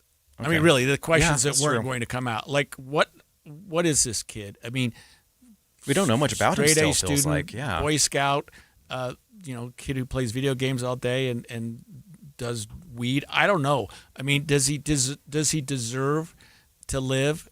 Does he deserve to die? And the question that I'd also like to know is what the victim's family came out of this feeling. Did Erica Kirk and Charlie Kirk's parents come away from this feeling like, this is a young man who made the mistake of a lifetime, maybe we can forgive. Erica Kirk has already said, I forgive him. Now, that doesn't mean I excuse it. Nobody's going to do that. But I think that the victims' take on this will be very important. And I think who Tyler Robinson is will be really important in the future. All right. Thanks for joining us for our inaugural launch of Ask an Attorney, which I hope we do on a regular basis, actually, because that was really fun. Thanks, Michael. Thanks a lot. Okay. So for our last segment on Inside Sources, we've got to talk about the crazy video out of Yellowstone where a bison threw a 65-year-old man about 8 feet in the air. Stay tuned. Join me on the trip of a lifetime, an 8-day enchanting Rhine River cruise, August 7th through the 14th, 2027, so a year from August, aboard the elegant Amafiora, sailing from Basel, Switzerland to Amsterdam. We will cruise through the heart of Europe, past medieval castles, vineyard-covered hillsides, and storybook villages in France, Germany, and the Netherlands. And Morris Columbus Travel planned every single detail, so we just show up and enjoy ourselves. We're talking gourmet dining, licensed local guides at every port, a Morris Columbus tour manager right there on board, and exclusive pricing with savings of thousands off brochure rates. They've reserved just 50 cabins for our group, and I will be there for Q&A sessions and just to spend time together. This is a bucket list journey for me, and I hope you'll join me. Book in one click at morriscolumbus.com/KSL or call a Morris Columbus advisor at 800-999-4646. Optional pre-cruise Switzerland and post-cruise Amsterdam tours available too. Come see Europe with me. I can't wait. Morris Columbus. More than 50 million Americans suffer from a form of mental illness. And Utah isn't immune, with nearly 1 in 3 people dealing with anxiety, depression, or another form of mental illness. But there's hope. We can all take action to keep ourselves and our loved ones safe. That's why KSL has teamed with the Huntsman Mental Health Foundation to bring you hope and help you thrive. It's Healthy Mind Matters. Find out more at healthymindmatters.com. Is your financial advisor managing your risk or just a spreadsheet? Hi, I'm Jeff Jr., founder of Trajan Wealth. Many financial advisors rely on target date funds, which are one-size-fits-all portfolios that don't know your name, your family, or your goals. And that passive management can leave you dangerously exposed. At Trajan, we look at the whole picture, not just the stocks everyone else buys, but the private market opportunities most advisors ignore. And as fiduciaries, we build a strategy around you, coordinating your investments, tax strategy, and estate into one cohesive plan. Your financial life deserves more than just a generic portfolio. Real planning isn't a stack of statements. It's the confidence of knowing where your income will come from for the next 30 years. Good enough isn't good enough for your family. It's time for a change. Schedule your complimentary consultation today. Call 855-TRAJAN-1. That's 855-TRAJAN-1.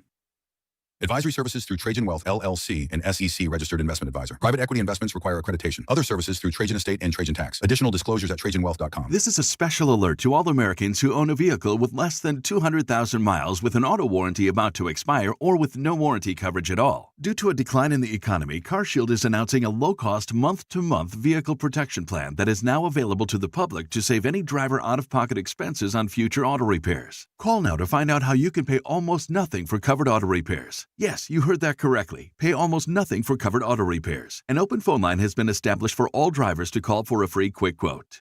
Call 800-330-8323 now. Drivers who are covered will not have to pay for covered repairs again. This protection plan is at an all-time low. Additionally, drivers who activate this vehicle protection today will also receive free roadside assistance, free towing, and car rental options at no additional cost. Call us for your free quick quote today. 800-330-8323. That's 800-330-8323. What do you have to lose? Call 800-330-8323. Again, 800-330-8323. This is Derek Miller speaking on business. Utah Symphony Utah Opera brings live orchestral music and opera to communities across the state. Through concerts, productions, and education programs, they share powerful performances that connect and inspire audiences. President and CEO Stephen Brozvik joins us with more. Utah Symphony Utah Opera is one of Utah's greatest cultural treasures, and the talent on our stage is among the most elite in the world. We all know how rare it is for athletes to make a professional sports team. Only 1% earn that honor. But consider this, just 0.1% of musicians ever win a position with a major orchestra like ours. We're one of the nation's preeminent orchestras and top regional opera companies, presenting nearly 400 performances and education events each year to approximately 400,000 people across the state of Utah. Our home venues are in Salt Lake and Park City, but as Utah's cultural ambassador, we travel to schools, outdoor stages, and community gathering places throughout the state. We're a service organization, and our service is through live music, as educators, entertainers, community partners, and conveners. Our mission in all that we do is to connect our community through great live music. By bringing world-class music and opera to stages across the state, Utah Symphony Utah Opera enriches communities and inspires audiences. Learn more about their upcoming performances and programs at usuo.org. I'm Derek Miller with the Salt Lake Chamber, speaking on business. And expanded Inside Sources. Inside Sources. Well, here in Utah, state officials are always reminding people not to touch the fluffy cows on Antelope Island. Well, the same principle applies to the big cows in Yellowstone. Well, and they mean bison. And to be fair, we might need an even stronger warning for people in Yellowstone. Don't come within hundreds of feet of the bison. Don't even look at the bison.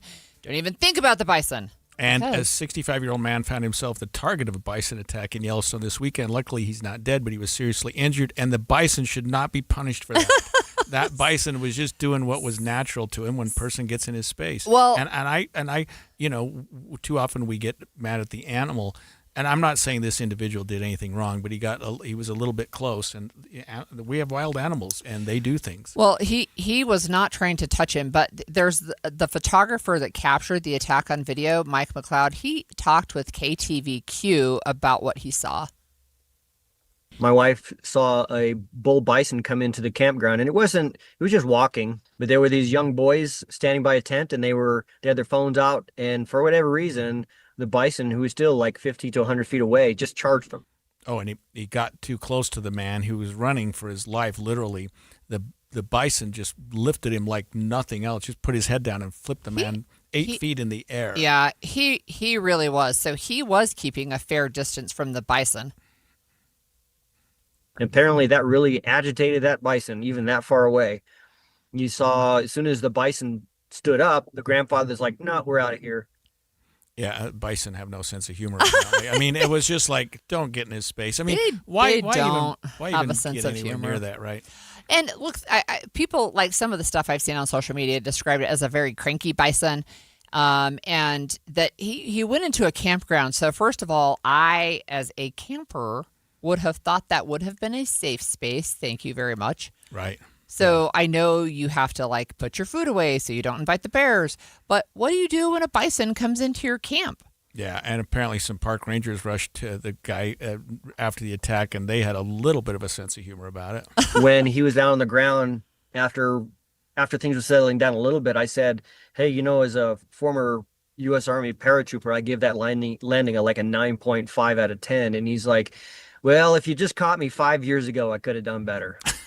That's so Good funny. for him. Good for him. So, look, bless his heart. I think he broke a leg, but he has maintained a sense of humor. So good for him. What scared me is that once the individual hit the ground, the bison then goes toward him, and I don't know what happened then, but that could have been very, very ugly. I mean, it was already ugly, and it's sad what happened, and I hope that they don't do anything. So it to sounds the like animal. other campers were trying to distract that bison.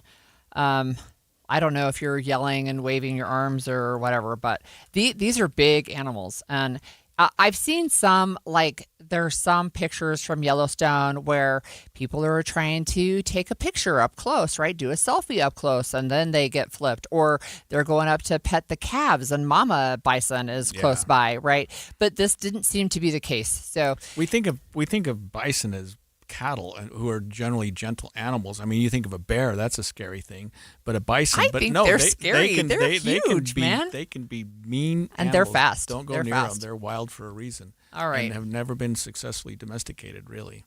Okay, today's July 13th, and I've got some fun facts for the day. Good. So, it was on this day in 1787 that Congress enacted the Northwest Ordinance, which structured the settlement of the Northwest Territory and then created a policy for adding new states to the nation. It was also on this day in 1863 that the nation's deadliest riots began. These were the New York draft riots. So working class New Yorkers were angry about a new federal draft law during the Civil War. It sparked 5 days of some of the bloodiest and most destructive rioting in U.S. history. And then a lot of people who were the victims of this were black people. So black men were hung from lamp posts. A black orphanage with 200 kids was burned to the ground. 1,000 people died and 3,000 black people were made homeless. That's not a that's good day in our horrible. history. Yeah. Yep. Some of our worst riots ever. So yes, so this was a fun fact that I didn't really like. It didn't really register until we'd been talking about the World Cup. But it was on this day in 1930 that the first FIFA World Cup began in Uruguay. So the next Almost FIFA 100 World years. Cup will be 100 years. 100 years. Yep, 4 years exactly. from now. And of all countries, Uruguay. yeah, and sadly, Norway was eliminated. But boy, did they give us a fun run. And they did. They were very proud. I think there are only 4 countries left, but yeah, there are only 4 left. Yeah, good for them. And look, I have this fun fact also. This is not something I included in my newsletter, but France is playing. This is in what the semifinals, right? Because there's only 4 Yeah, teams there's 4 left, teams or left. Yeah, whatever. semis. So France is playing on the 14th of July, which is Bastille Day. Ooh. Which is basically their Freedom Day, right? Overthrow the Bastille.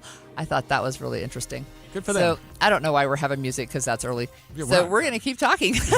We're not done yet. So in 1937, I thought this was interesting. In fact, it was so interesting. I told my husband, he's like, wow, I didn't know that.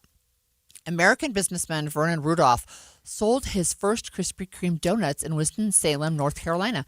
This, Krispy Kreme has been around for 90 years, 89 years. Using a secret recipe he purchased from a New Orleans chef. They do have their own flavor. They have their own Yeah, I texture mean, and but everything. beignet, right? That's a fancy French word for donut. Right. But almost, I didn't know Krispy Kreme was that old. So there we go. So it was also on this day in 1944 that Erno Rubik was born. Of course, you may know him by the cube that he invented, the puzzle cube. Did you ever solve one? Oh, yeah. Yeah, I'm not one who can close my eyes and do it in a minute. But yeah, I can solve a Rubik's Cube. You can? Yeah. You can't?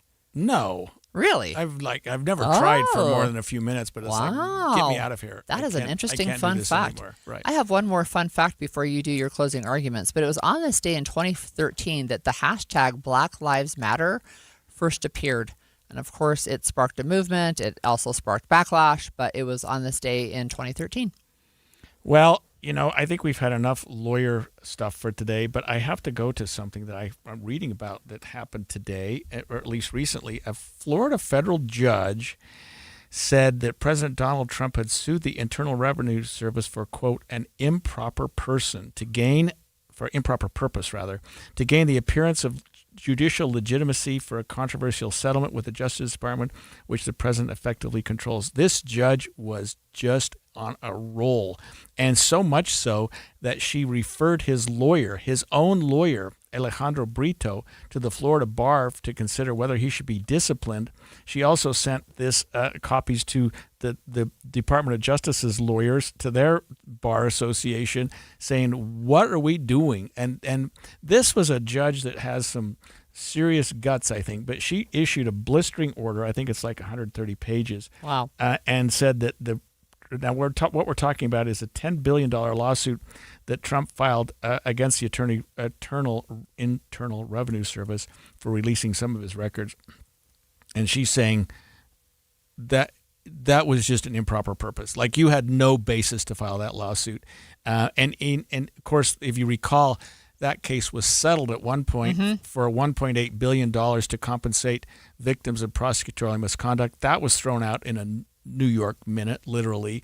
That doesn't exist anymore. And she said that was another example, really, of why this whole thing was done for an improper purpose. So to have a judge do that and to refer a lawyer to the Bar Association saying, you filed a lawsuit, and not only was it a bad lawsuit, but maybe you should have your bar examined, your bar license Your head examined. examined. Yeah, your head examined and your bar license examined, and let's take a look at what you're doing. But good for her. I mean, I think a lot of us in the law have looked at cases like that and said, come on, is this really what the courts are for? We talked about the Tyler Robinson preliminary hearing, and I would say notwithstanding that it went longer than it should have. But we should be proud of the due process and what we do. But when attorneys file lawsuits for the improper purpose, that's when we look at lawyers and say, what you're doing is wrong. When you look at lawyers and say, hey, why are you giving somebody due process when he clearly committed a crime? That lawyer's doing the right thing. They're doing the right thing to try to save someone's life or to at least make sure that he's treated fairly. All right. Thanks for those closing arguments. Next up is Noon News, and a heat wave plus no AC plus no power equals some real trouble, especially for people who have necessary medical equipment. Maria Chaleos will break that down for you when she comes back.